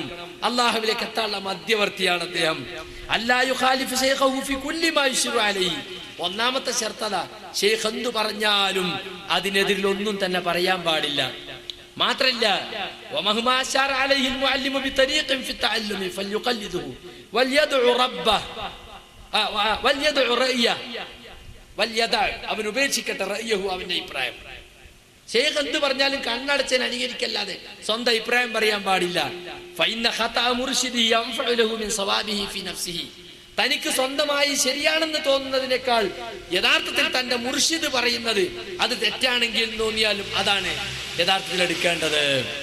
കണ്ടോ, മനുഷ്യൻ സ്വന്തം വ്യക്തിത്വത്തെ തന്നെ നശിപ്പിക്കുകയാണ്. സ്വന്തം വ്യക്തിത്വത്തിന്റെ തോന്നലനുസരിച്ച് തനിക്ക് ശരിയായി തോന്നൽ സ്വീകരിക്കാൻ പാടില്ല. തന്റെ മുർഷിദിന്റെ, തന്റെ ശൈഖ് പറയുന്നത് അബദ്ധമാണെന്ന് തോന്നിയാലും അതാണ് തനിക്ക് ഏറ്റവും ഉപകാരപ്രദം എന്ന് മനസ്സിലാക്കണം. ഇപ്പൊ കണ്ണ് കാണാത്തൊരു മനുഷ്യനെ കൈ പിടിച്ചിട്ട് ഒരാൾ ഇങ്ങനെ കൊണ്ടുപോകുക വിചാരിച്ചോളി, ഒരു കുഴി, ഇറങ്ങി, ഒരു കുഴിയും കൂടി, ഇങ്ങനെ കൈ പിടിച്ച് ഇങ്ങനെ കൊണ്ടുപോകില്ലേ. ഇപ്പുറത്തെ നമ്മൾ പുഴയൊക്കെ ഇറങ്ങാൻ പോവാൻ കേട്ടോ, കുറച്ച് നല്ലോണം ഇറങ്ങട്ടോ, തുണി ഒന്ന് പൊക്കി പിടിക്കട്ടോ, വെള്ളം ഉണ്ട് കേട്ടോ എന്നൊക്കെ ഇങ്ങനെ പറഞ്ഞെടുത്ത് അയാൾ പറഞ്ഞ മാതിരി ഇങ്ങനെ കേട്ട് കയ്യും പിടിച്ച് ഇങ്ങനെ പോകൂലേ. എന്നതുപോലെ മുറുക്കി പിടിച്ചോളണം. പറഞ്ഞത് അങ്ങനെ തടി അങ്ങോട്ട് ഏൽപ്പിച്ചു കൊടുക്കണം. എന്നാലേ നിങ്ങൾ എന്താകുള്ളൂ, യഥാർത്ഥ മുരീദാകുള്ളൂ. നല്ലൊരു നാൽക്കാലിയാണെന്ന് അർത്ഥം. നാൽക്കാലി അങ്ങനെയല്ലോ, പറഞ്ഞു കേട്ട് ഇങ്ങനെ വിളിച്ചാൽ അങ്ങനെ വരുമല്ലോ. അങ്ങനത്തെ നാൽക്കാലിയാണ് ഈ മുരീദ് എന്ന് പറയുന്നത്. ശൈഖിന്റെ മുമ്പിൽ ചെന്നാല് പൊങ്ങുതടി പോലെയാകണമെന്നാണ്. എത്രത്തോളം വെച്ചാൽ ലാ കലാമ വലാ ഹർക അൽ മുരീദു സാദിഖു മഅ ശൈഖിഹി കൽ മയ്യിതി മഅ മുഗസ്സിലിഹി എന്ന് പറഞ്ഞിട്ട് പറയാണ്. മയ്യിത്ത് കുളിപ്പിക്കുന്നവന്റെ മുമ്പിലെ മയ്യിത്ത് പോലെയായിരിക്കണം ശൈഖിന്റെ അടുത്ത് സത്യസന്ധനായ മുരീദ്. സംസാരിക്കാൻ പാടില്ല. വലാ ഹർക, യാതൊരു അനങ്ങാൻ പാടില്ല. വലാ യഖ്ദിറു യന്തിക ബൈന യദൈഹി മിൻ ഹൈബതിഹി, ഇയാളെ കുറിച്ചുള്ള പേടി കാരണത്താൽ മിണ്ടാൻ പോലും അയാൾക്ക് കഴിയില്ല എന്നാണ്. ശൈഖിന്റെ മുമ്പിൽ വെച്ച് സംസാരിക്കാൻ കഴിയില്ല, വിറച്ചു പോകും. വലാ യദ്ഖുൽ, പ്രവേശിക്കാൻ പാടില്ല റൂമിലേക്ക്. വലാ യഖ്റുജ്, പറയാതെ പുറത്തു പോകാൻ പാടില്ല. വലാ യുഖാലിദ് അഹദൻ, ആരോടും കൂടിക്കലരാൻ പാടില്ല. വലാ യസ്തഗിൽ ബിഇൽമിൻ വലാ ബിഖുർആനിൻ വലാ ദിക്രിൻ ഇല്ലാ ബിഇദ്നിഹി. കണ്ടോ, ഏതെങ്കിലും വിജ്ഞാനവുമായിട്ട് ഇടപെടാൻ പാടില്ല. ഖുർആൻ ഓതാനും കൂടിയും പാടില്ല ശൈഖിന്റെ അനുമതി കൂടാതെ. ശൈഖ് പറയുന്ന ദിക്റല്ലാതെ ചൊല്ലാൻ പാടില്ല. അങ്ങനെ എല്ലാ അർത്ഥത്തിലും അടിമയായി മാറിക്കഴിയണം. ഇങ്ങനെ ശൈഖും മുരീദുമായി തീർന്നു കഴിഞ്ഞാൽ തരീഖത്ത് ആരംഭിക്കായി. ശൈഖും മുരീദും തമ്മിലുള്ള കരാറാണ് വാസ്തവത്തിൽ തരീഖത്ത്. ശൈഖ് തരീഖത്ത് കൊടുക്കുന്ന ആളും മുരീദ് അത് വാങ്ങുന്ന ആളും. അങ്ങനെ തരീഖത്ത് വാങ്ങാൻ പോകലാണ് പല ആളുകളും. എവിടുക്കാ പോണിച്ചാ ഞാൻ ഒന്നും പറയാം, അവിടെ പോന്നോണ അറിയും. എന്നിട്ട് ഈ ശൈഖന്മാരെടുത്ത് പോയിട്ട് തരീഖത്ത് വാങ്ങുകയാണ്.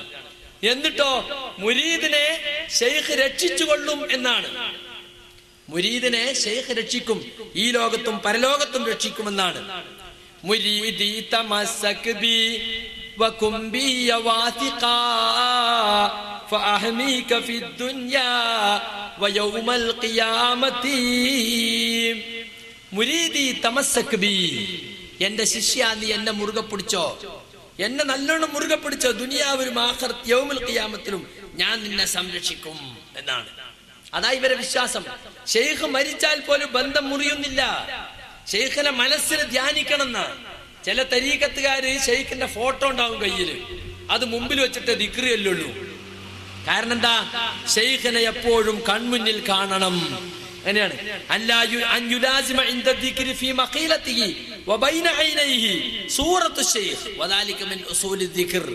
തൻവീറുൽ ഖുലൂബിൽ പറയാണ്, ദിക്റിന്റെ സമയത്ത് അവന്റെ മനസ്സിലും കണ്ണിറയും ശൈഖായിരിക്കണം, ശൈഖിന്റെ രൂപമായിരിക്കണം എന്ന് പറഞ്ഞ നമ്മൾ പടച്ചോന്റെ മുമ്പിൽ നിൽക്കുമ്പോ ഉണ്ടാവുമല്ലോ, അല്ലേ?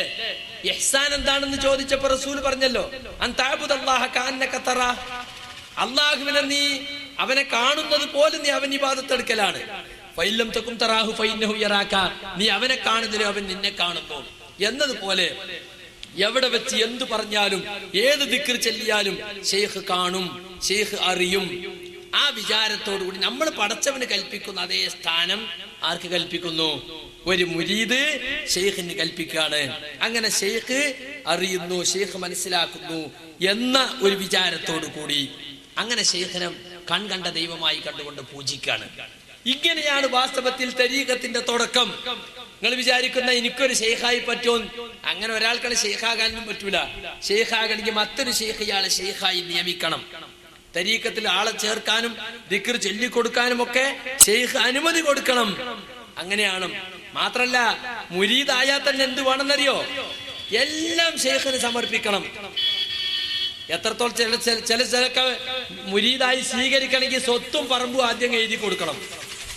അടിമത്തം വന്നിട്ടുള്ള മുരീദ് അതും ചെയ്യും. തരീഖത്ത് തലയിൽ കയറിയാൽ പിന്നെ സ്വത്തൊക്കെ എന്ത് ചെയ്യും?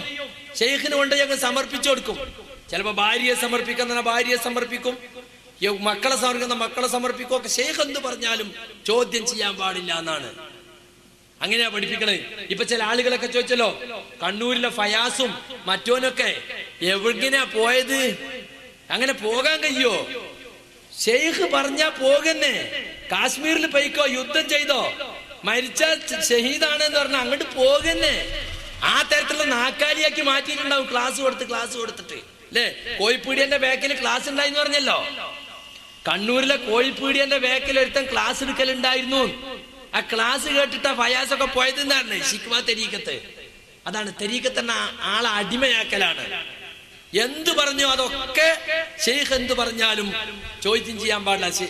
മുരീദന്മാരെ വിശ്വസിപ്പിക്കാൻ വേണ്ടി ഇവർ പഠിപ്പിക്കുന്ന ഒരു കഥ ഉണ്ട്. എന്താ കഥ അറിയോ? ഒരിക്കൽ ഒരു ശൈഖ് മുരീദിനോട് പറഞ്ഞു, നീ പോയി വാളെടുത്തിട്ട് നിന്റെ ഉമ്മാന്റെ തല വെട്ടിയിട്ട് വേണമെന്ന് പറഞ്ഞു. ശൈഖാ പറയണത് മുരീദിനോട്, ഉമ്മാന്റെ തല വെട്ടി ചോദ്യം ചെയ്യാൻ പാടില്ലല്ലോ. നേരെ ഊരിപ്പിടിച്ച വാളുമായി ഉമ്മ താമസിക്കുന്ന വീട്ടിലേക്ക് അങ്ങ് ചെല്ലാണ്. ഉമ്മാന്റെ റൂം അടഞ്ഞു കിടക്കുന്നു. ചവിട്ടി പൊളിച്ചു നോക്കുമ്പോ ഉമ്മ വേറൊരുത്തനേറ്റ് വ്യഭിചരിക്കുക. കൊടുത്തൊരു വെട്ട് തല വീതെടുത്തു. അപ്പോ ശൈഖിന്റെ തിരിച്ചൊന്നാ പറയാ, മനസ്സിലായില്ലേ എന്തിനാ ഞാൻ പറഞ്ഞേച്ച്? അപ്പൊ ഓന്റെ ഉമ്മ വ്യഭിചരിക്കുന്ന കാര്യം ഇയാള് കറാമത്തിലൂടെ അറിഞ്ഞിരിക്കാണ്. അതിന് ശിക്ഷ നടപ്പിലാക്കാൻ ഏൽപ്പിച്ചതാണ്. അപ്പൊ ഈ കൗമത് വിശ്വസിച്ചു. അങ്ങനെ ആണെങ്കിൽ തന്നെ ഇവനെ ശിക്ഷിക്കാൻ ആരാ? ഇവൻ ആരാ കൊല്ലാൻ? അതൊന്നും ഈ കൗമ ചിന്തിക്കൂലല്ലോ. നാക്കാലിയല്ലേ. മനുഷ്യൻ നാക്കാലികളെ പോലെ അതിനേക്കാൾ അതപ്പതിച്ചു പോകുന്ന അല്ലാഹുവിന്റെ ഖുർആനിലുണ്ടല്ലോ. അജാതി നാക്കാലിയായി മാറിയ പിന്നെ എന്താ ചെയ്യാ? അങ്ങനെ പോയിട്ട് തലെടുത്തു വന്നു എന്നാണ്. നോക്കണം നിങ്ങള്. അപ്പൊ ശൈഖ് ഒരു കാര്യം കൽപ്പിച്ചാൽ അത് പ്രത്യക്ഷത്തിൽ ഹറാമാണെങ്കിലും എതിർക്കാൻ പാടില്ല. കാരണം നമ്മൾ മനസ്സിലാക്കാത്തൊരു സിർറയിലുണ്ടാവുന്ന വിശ്വസിച്ചോണ്ടെന്നാണ്. നമ്മൾ അറിയാത്ത എന്തെങ്കിലും രഹസ്യം അതിലുണ്ടാവുന്ന. വേറൊരുക്കണ്ട് കളവ് നടത്തിക്കൊണ്ടെന്ന കഥ. ഒരു മൂരിക്കുട്ടിയെ കണ്ടുകൊടുന്നു. പോയിട്ടൊരു മൂരിക്കുട്ടിയെ അയച്ചുകൊണ്ടിരാൻ വേണ്ടി പറഞ്ഞു. കൊണ്ടുവന്ന് അറുത്ത് കഷ്ണാക്കിയിട്ട് നല്ല സദ്യ ഉണ്ടാക്കാൻ പറഞ്ഞു. വേറൊരു സ്ഥലത്ത് പോയിട്ട് 2 ഊന്നിയാക്ക് ഗോതമ്പ് കെട്ടുകൊണ്ടിരാൻ പറഞ്ഞു. കുറച്ച് കഴിഞ്ഞപ്പോ അതാ വരുന്ന ഒരാള് ഇവിടത്തേക്ക് ഒരു മൂരിക്കുട്ടിയെ നേർച്ചയാക്കിന്നു. അതിനെ കാണാൻ ആരോ കട്ടുകൊണ്ട് പോയല്ലോ. അപ്പൊ ഇവിടത്തേക്ക് എന്നെ കൊടുത്തേ കണ്ടോ? അപ്പൊ നേർച്ചയാക്കിയ മൂരിയാണ് അയച്ചോണ്ടിരാൻ പറഞ്ഞത്. പിന്നെ കുറച്ച് കഴിഞ്ഞപ്പോ ഒരാള് ഇവിടത്തേക്ക് 2 ഊന്നിയാക്ക് ഗോതമ്പ് പൊടി നേർച്ചയാക്കിയിട്ടുണ്ടായിരുന്നു. അതവിടെ കാണില്ല. അപ്പൊ ഗോതമ്പ് ചാക്ക് കെട്ടോണ്ടിരാൻ പറഞ്ഞത് നേർച്ചയാക്കിയത് ഇയാൾ മനസ്സിലാക്കിയിട്ടാണ്. ഈ ജാതി പൊട്ട കഥകൾ പറഞ്ഞു കൊടുത്തിട്ട് ശൈഖ് എന്ത് പറഞ്ഞാലും അതിനൊന്നും എതിർക്കേണ്ടതില്ല, എതിർക്കാൻ പാടില്ല. പച്ചയായിട്ട് കള്ളം കന്നിട്ട് കുടിച്ചോടാന്ന് പറഞ്ഞാലും അത് തേനാന്ന് വിചാരിച്ചെങ്കിൽ കുടിച്ചോണ്ടെന്നാ. ഇനി ശൈഖ് വ്യഭിചരിക്കുന്നത് കണ്ടു, ശൈഖ് കള്ളുടിക്കുന്നത് കണ്ടു, എന്നാൽ പോലും ചോദ്യം ചെയ്യാനോ അനുസരിക്കാതിരിക്കാനോ പാടില്ല. കാരണം കള്ള് ശൈഖിന്റെ വായിലെത്തുമ്പോൾ പാലോ തേനോ ആയിട്ടുണ്ടായിരിക്കും. കാരണം ശൈഖിന് ഈ ശരീഅത്ത് ബാധകല്ല. മൂപ്പര് ശരീഅത്തും വിട്ടു ഹഖീഖത്തിലെത്തിയിരിക്കുന്നു. മൂപ്പർക്ക് യഖീനത്തിൽ പോയി. അതുകൊണ്ട് ശരീഅത്തിന്റെ മർത്തബിന് പോയി. നമ്മളൊക്കെ ഇപ്പൊ ഈ ശരീഅത്തിൽ ഇങ്ങനെ കിടന്ന് തിരിയാണല്ലോ. തരീക്കത്തേർക്കിനൊന്നും ബാധകല്ല. നിസ്കാരം, നോമ്പ്, സക്കാത്ത്, ഹജ്ജ്, കല്യാണം കഴിക്കണം, വ്യഭിചരിക്കാൻ പാടില്ല, കക്കാൻ പാടില്ല, അതൊക്കെ ശരീഅത്തിന്റെ വലകളാ. ഇതിൽ നിന്ന് രക്ഷപ്പെട്ട് കിട്ടിയാണ്ടല്ലോ പിന്നെ ഇതൊന്നും പ്രശ്നമല്ല. ശൈഖ് അതൊക്കെ വിട്ടു കഴിഞ്ഞിരിക്കുന്നു. നിസ്കരിക്കേണ്ടതില്ല, നോമ്പെടുക്കേണ്ടതില്ല, കള്ളുടിച്ചാ പ്രശ്നമല്ല, ആരാന്റെ ഭാര്യന്റെ ഒപ്പം കിടന്നാ പ്രശ്നമല്ല. മൂപ്പര് ശരീഅത്ത് വിട്ടു കഴിഞ്ഞല്ലോ. നോക്കണം, അതൊക്കെ ദീനിന്റെ പേരില്ല. വടകരന്റെ ഒരു തരീഖത്ത്, വടകര തരീഖത്തേരന് ഓന്റെ മുരീദന്മാരായ പെണ്ണുങ്ങളൊക്കെ പിടിച്ചു മുത്തും, മുരീദന്മാരായ ആണുങ്ങളും കാങ്ങള പെണ്ണുങ്ങളെയും മുത്തും. അത് ഏതെങ്കിലും ഒരു തരീഖത്തിന്റെ മാത്രമല്ല, പല തരീഖത്തിന്റെ അവസ്ഥ അതാണ്. വേങ്ങാട്ട തരീഖത്തുണ്ട്, കണ്ണൂർ കൂത്തുപറമ്പിനടുത്ത് വേങ്ങാട് അബ്ദുള്ളാന്റെ തരീഖത്തിൽ എന്താ അറിയോ? അവിടെ ചെന്ന ഒരു പ്രത്യേക പാല് കുടിക്കാൻ കൊടുക്കുന്ന മുരീദന്മാർക്ക്. ഈ പാലെല്ലാരും കുടിച്ചു കഴിഞ്ഞാൽ ഒക്കെ സഹോദരന്മാരായി. പിന്നെ ഉറക്കൊക്കെ മോരും മുതലയും വെച്ച മാതിരി അവിടെ. എന്താ ഇതൊക്കെ ദീനിന്റെ പേരില. ആളെ കിട്ടാതെക്കോ. ഓഷോ രജനീഷിന്റെവും തരീക്ക തന്നെ, ശ്രീന്റെവും തരീക്ക തന്നെ, അമ്മന്റെതും തരീക്ക തന്നെയാ. ഇതൊക്കെ കുറെ തൂവൽ പക്ഷികളാ. അതൊക്കെ പേരും കോലമൊക്കെ ഒന്ന് മാറിയിട്ടുണ്ടാവുമെന്ന് മാത്രമേ ഉള്ളൂ. വേറെ യാതൊരു വ്യത്യാസവുമില്ല. രണ്ടു കൂട്ടരും കൊണ്ടുപോകുന്നത് ഒരേ അവസ്ഥയിലേക്ക് തന്നെയാണ്. പരലോകത്ത് ശുപാർശ ചെയ്ത് രക്ഷിക്കാൻ ശൈഖ് ഉണ്ടാകുമെന്ന വിശ്വാസം. ഏത് പ്രയാസത്തിന്റെ ഘട്ടത്തിലും തന്നെ വിളിച്ചാൽ ദുനിയാവിൽ വെച്ചും തന്നെ രക്ഷിക്കും ശൈഖ് എന്ന വിശ്വാസം. ഖബറിൽ ചെന്നാൽ മുൻകർ നക്കീറിനോട് വാദിച്ചിട്ട് ശിക്ഷയിൽ നിന്ന് രക്ഷപ്പെടുത്തുമെന്ന വിശ്വാസം. നരകത്തിലെത്തിയാൽ ശുപാർശ ചെയ്ത് സ്വർഗത്തിലെത്തിക്കുമെന്ന വിശ്വാസം. ഇതൊക്കെയാണ് ശൈഖന്മാരെ സംബന്ധിച്ച് ഈ മുരീദന്മാര് വെച്ച് പുലർത്തിക്കൊണ്ടിരിക്കുന്നത്. നമ്മുടെ നാട്ടിലെ മാലകളുണ്ടല്ലോ, ഈ മാലകൾ വാസ്തവത്തിൽ ഓരോ തരീഖത്തിന്റെ പ്രകടന പത്രികകളാ. ജീലാനി തരീഖത്തല്ലേ ഖാദിരി തരീഖത്തിന്റെ പ്രകടന പത്രികയാണ് മുഹിയുദ്ദീൻ മാല. അതൊരു സാമ്പിളിന് വേണ്ടി മാത്രം നമുക്ക് എടുത്തു നോക്കിയാൽ മറ്റെല്ലാ കോലം തന്നെ. എന്നെ പിടിച്ചവർ ഏതും പേടിക്കേണ്ട, എന്നെ പിടിച്ചോർക്ക് ഞാൻ കാവലെന്നോവർ. കണ്ടോ, മുഹിയുദ്ദീൻ ശൈഖിനെ പിടിച്ചു കഴിഞ്ഞാൽ പിന്നെ ഒന്നും പേടിക്കേണ്ടതില്ല. മുഹിയുദ്ദീൻ ശൈഖിനെ പിടിച്ചോലൊക്കെ മുഹിയുദ്ദീൻ ശൈഖ് കാക്കും. ഇതിപ്പോ 400 കൊല്ലം മുമ്പ് ഖാദി മുഹമ്മദ് രചിച്ച മുഹിയുദ്ദീൻ മാലയിലുള്ളതാ. അതിന്റെ ശേഷം മറ്റെല്ലാ മാലകളും കേരളത്തില് ഭൂമി മലയാളത്തിൽ പറന്നു വീണത് എന്നാണ് ഈ അടുത്ത കാലത്ത് കൂപ്പൂരി അരുളപ്പാടുണ്ടായത്. നിങ്ങൾ കേട്ടിട്ടുണ്ടാവും. അപ്പൊ ശൈഖിനെ പിടിച്ചപ്പോ ഒന്നും പേടിക്കേണ്ട. ശൈഖിനെ പിടിച്ചവർ ഇടറുന്ന നേരത്ത് ശൈഖ് കൈപിടിക്കും. നമ്മളെന്താ ഖുർആൻ പഠിപ്പിച്ചത്? അമ്മൻ യുജീബുൽ മുദ്തറ ഇദാ ദആഹു വയക്ശിഫു സൂഅ വയജഅലകും ഖുലഫാഅൽ അർളി അഇലാഹു മഅല്ലാഹ്. വിഷമസന്ധിയിൽ അകപ്പെട്ടവൻ, കുടുങ്ങിയവൻ, ബുദ്ധിമുട്ടിൽ അകപ്പെട്ടവൻ, അവൻ ഉത്തരം കൊടുക്കുന്നവൻ ആരുണ്ട്? അവന്റെ പ്രയാസങ്ങളെ നീക്കി കൊടുക്കുന്നവനും ദുനിയാവിൽ അവരെ ഒന്നിനു പിറകെ ഒന്നായി തലമുറയായി കൊണ്ടുവരുന്നവരും ആരുണ്ട്? അഇലാഹു മഅല്ലാഹ്, അല്ലാഹുവോടൊപ്പം വേറെ ഇലാഹോ എന്ന് പരിശുദ്ധ ഖുർആൻ ചോദിക്കുന്നുണ്ട്. അപ്പോ എല്ലാ തരീഖത്തുകാരും അവരാ ശൈഖന്മാരെ വിളിച്ച് പ്രാർത്ഥിക്കും. ജീലാനി തരീഖത്തിൽ അബ്ദുൽ ഖാദിർ ജീലാനി വിളിച്ച് പ്രാർത്ഥിക്കും. റിഫായി തരീഖത്തിൽ അഹ്മദുൽ കബീർ റിഫായിയെ വിളിച്ച് പ്രാർത്ഥിക്കും. അതുപോലെ ആലിന്തറ തരീഖത്തിൽ ഓരോ ശൈഖിനെ വിളിക്കും. നൂർഷാ തരീഖത്തിൽ ഓരോ ശൈഖിനെ വിളിക്കും. പ്രയാസഘട്ടങ്ങളിലൊക്കെ പടച്ചവനെ വിളിക്കുന്നതിന് പകരം ശൈഖന്മാരെ വിളിച്ച് പ്രാർത്ഥിക്കും. അതാണ് തരീഖത്തിലെ ഏറ്റവും പ്രധാനപ്പെട്ട ഒരു ഏർപ്പാട്. അത് അവർക്ക് പ്രശ്നമേ അല്ല, അതെല്ലാം അവർക്ക് അനുവദിക്കപ്പെട്ടതാണ്. എന്ന് മാത്രല്ല, അള്ളാഹുവിലേക്ക് അവരെ എത്തിക്കാൻ വേണ്ടിയുള്ള പ്രത്യേക പദവിയുള്ളവരായിട്ട് അവർ മനസ്സിലാക്കുകയും ചെയ്യുന്നുണ്ട്. ഇനി മരിച്ചു കഴിഞ്ഞാലോ ഖബറിലും രക്ഷിക്കാൻ ആളുണ്ടാവും. മുൻകറിനോടെന്റെ മുരീദീനെ പേടുതരൂതെന്ന് പറഞ്ഞോവർ. മുൻകറിനോടും നക്കീറിനോടും പ്രത്യേകമായിട്ട് മൂപ്പര് കരാറ് വാങ്ങിയിട്ടുണ്ട് മുഹിയുദ്ദീൻ ശൈഖ്. മുഹിയുദ്ദീൻ ശൈഖിന്റെ തരീഖത്ത് മാത്രമല്ല, എല്ലാ തരീഖത്തിലും ഒരു നിലക്കല്ലേ മറ്റൊരു നിലക്ക് ഈ ഖബറിലെ ശിക്ഷയിൽ രക്ഷിക്കുമെന്ന് ഓഫർ ഉണ്ട്. അപ്പൊ തരീഖത്ത് ചേർന്നാ പിന്നെ ഖബറിൽ ചോദ്യമല്ല. അതിനെ സംബന്ധിച്ചൊക്കെ പല കഥകളും അവർ പ്രചരിപ്പിക്കുന്നുണ്ട്. അത് മുഹിയുദ്ദീൻ ശൈഖിന്റെ ഒരു മുരീദ് ഖബറിൽ ചോദ്യ സമയത്ത് അടി കിട്ടിയപ്പോ മുഹിയുദ്ദീൻ ശൈഖിനെ വിളിച്ചെന്നും ആ വടി അദ്ദേഹം വാങ്ങിക്കൊണ്ടുപോയിന്നും അവസാനം വടി തിരിച്ചു കൊടുത്തത് എന്റെ മുരീദിനെ ചോദ്യം ചെയ്യുകയില്ല എന്ന കരാറിന്റെ ശേഷമാണെന്നുമൊക്കെ പൊന്നാനിക്കാരൻ ഓടമ്പിയകം മുക്രിയാരക താജി മുഹമ്മദ് മുസ്ലിയാർ അദ്ദേഹം ഖുത്ബിയത്തിന്റെ തർജ്ജമയിൽ എഴുതി വെച്ചിട്ടുണ്ട്. സെയ്ദ് മൗലവിയുടെ ഇത്തിക്കണ്ണികൾ എന്ന പുസ്തകത്തിൽ പറഞ്ഞാൽ ജൗഹറത്തുൽ ഖുത്ബിയ്യ ഫി മനാഖിബ് ഖുത്ബിൽ അലിയ എന്നാണ് ആ പൊന്നാനിക്കാരന്റെ പുസ്തകത്തിന്റെ പേര്. ആ പുസ്തകത്തിൽ നമുക്ക് ഇന്നും അത് വായിക്കാൻ സാധിക്കും. ഈ മുൻകർ നക്കീറിന്റെ വടി വാങ്ങിക്കൊണ്ടുപോയ കഥ അത് വിശ്വസിച്ച് നടക്കുകയാണ് ഈ ഖൗമ്. ഒരിക്കലും തന്നെ നമുക്ക് ചോദ്യമില്ല. അതുകൊണ്ടാണ് പണ്ടൊക്കെ മരിച്ചാല് തരീഖത്തേറ്റ് ബന്ധമുള്ളവരാണോ അപ്പ പോവും തരീഖത്തിലെ ശൈഖന്മാരെടുത്ത് സിൽസില വെക്കാൻ. എന്താ ഈ സിൽസില? പരമ്പര. ഇയാൾ ഏത് തരീഖത്തിലാണ്, അയാളുടെ ശൈഖാര്, ആ ശൈഖിന്റെ ശൈഖാര്, അയാളുടെ ശൈഖാര്, അങ്ങനെ ശൈഖിന്റെ ശൈഖിന്റെ ശൈഖിന്റെ ശൈഖ് അങ്ങനെ പോയിട്ട് അലി ബിൻ അബി താലിബ് മുതൽ റസൂലുള്ളാഹി സ്വല്ലല്ലാഹു അലൈഹി വസല്ലം വരെ എത്തുന്ന പരമ്പര. ഇതിനാണ് സിൽസില എന്ന് പറയാ. അത് എഴുതിയിട്ട് ഹോമിയോപ്പതിക്കാരൻ ഗുളികപ്പൊതി മടക്കും പോലെ ചെറുതായി മടക്കിയിട്ട് ഒരു നല്ല കുപ്പിയിലിട്ടിട്ട് നല്ലൊരു തുറുവൊരു മൂടിയിട്ടിട്ട് മരിച്ചിട്ട് മയ്യത്ത് വെക്കണീന്റെ മുഖത്തിന്റെ അവിടെ കൊടുക്കും. അതെന്തിനാ കുപ്പിയിലാക്കണ വെച്ചാൽ അവിടെ തരീഖത്തേരൻ കുറച്ച് ബുദ്ധി ഉപയോഗിച്ചു കുബൂരി. അതെന്താ? ചെതലുടിച്ചാക്കാനാണ്. അപ്പൊ ഈ ശൈത്താന്റെ വിചാരം കുറെ കാലം കഴിഞ്ഞിട്ടാ മുങ്കറിന്റെ നക്കീറും വരിക എന്നാ. ഹദീസിലുള്ളത് എന്താ? മറമാടി ആള് തിരിച്ചു പോരും പോലെ കാലിന്റെ ചെരുപ്പ് മാറടി ശബ്ദം കബറിലേക്ക് കേൾക്കുന്ന അത്ര സമയമാകുമ്പോഴേക്ക് മുങ്കറും നക്കീറും വരുന്ന. ഏതായാലും മുങ്കറും നക്കീറും വന്ന് ആദ്യം ഈ കുപ്പിയും എടുക്കും, അതിന്റെ മൂടിയൊക്കെ വലിച്ചു തുറന്നെടുത്ത് കുത്തി തുറന്നെടുത്ത് അബൂബക്കറുട്ടി വളവന്നൂര്, ഓന്റെ ഷെയ്ഖ് ആറ്റക്കോയ തങ്ങൾ, അതിന്റെ അപ്പുറത്തെ തങ്ങള് ഹോരിത്തങ്ങള്, പിന്നെ ഇസുദ്ദീൻ തങ്ങള്. ഇങ്ങനെ അങ്ങനെ അങ്ങനെ വായിച്ചു നോക്കുമ്പോ നല്ല പരമ്പര. അങ്ങനെ മടക്കിയിട്ട് അസ്സലാമു അലൈക്കും വരട്ടെ, നിങ്ങൾ എത്ര ശുദ്ധ പരമ്പര എന്ന് അറിയാത്തോണ്ട് പോന്നാണ് എന്ന് പറയുമെന്നാണ് ഈ ആ ഖൗം വിശ്വസിച്ചുകൊണ്ടിരിക്കുന്നത്. അങ്ങനെ അവിടുന്ന് രക്ഷ കിട്ടി. പിന്നെയോ പിന്നുള്ളത് ഇപ്പൊ നരകത്തിലല്ലേ. അതിനിപ്പോ എന്താ? നരകത്തിൽ നിന്റെ മൂരീതാരുമില്ലെന്ന് നരകത്തെ കാക്കും മാലക്ക് പറഞ്ഞോവർ. നരകത്തെ കാക്കുന്ന മലക്കൊന്നിന് പറഞ്ഞ് നരകത്തിൽ നിങ്ങളെ മുരീദാരുമില്ല.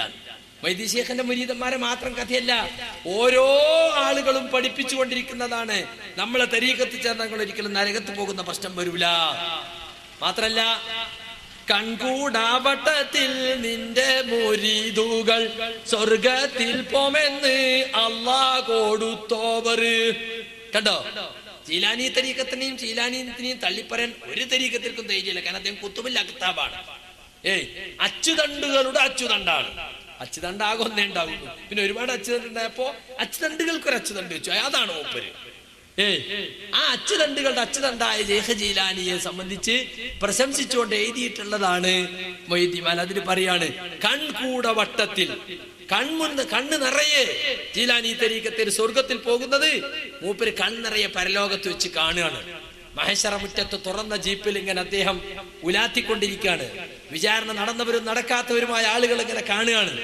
അങ്ങനെ പച്ചത്തലീക്കെട്ട് കെട്ടി അറവാന മുട്ടി വളവന്നൂർക്കാരും കുറ്റിപ്പുറത്തേരും കാളിയാവൂരും ഒക്കെ അങ്ങനെ സിറാത്ത് പാലത്തുമ്പോ കൂടെ പോണത് മൂപ്പര് കണ്ണുകൊണ്ട് നോക്കി കാണും എന്നാണ് മുഹിയുദ്ദീൻ മാലക്കാരൻ അവകാശപ്പെടുന്നത്.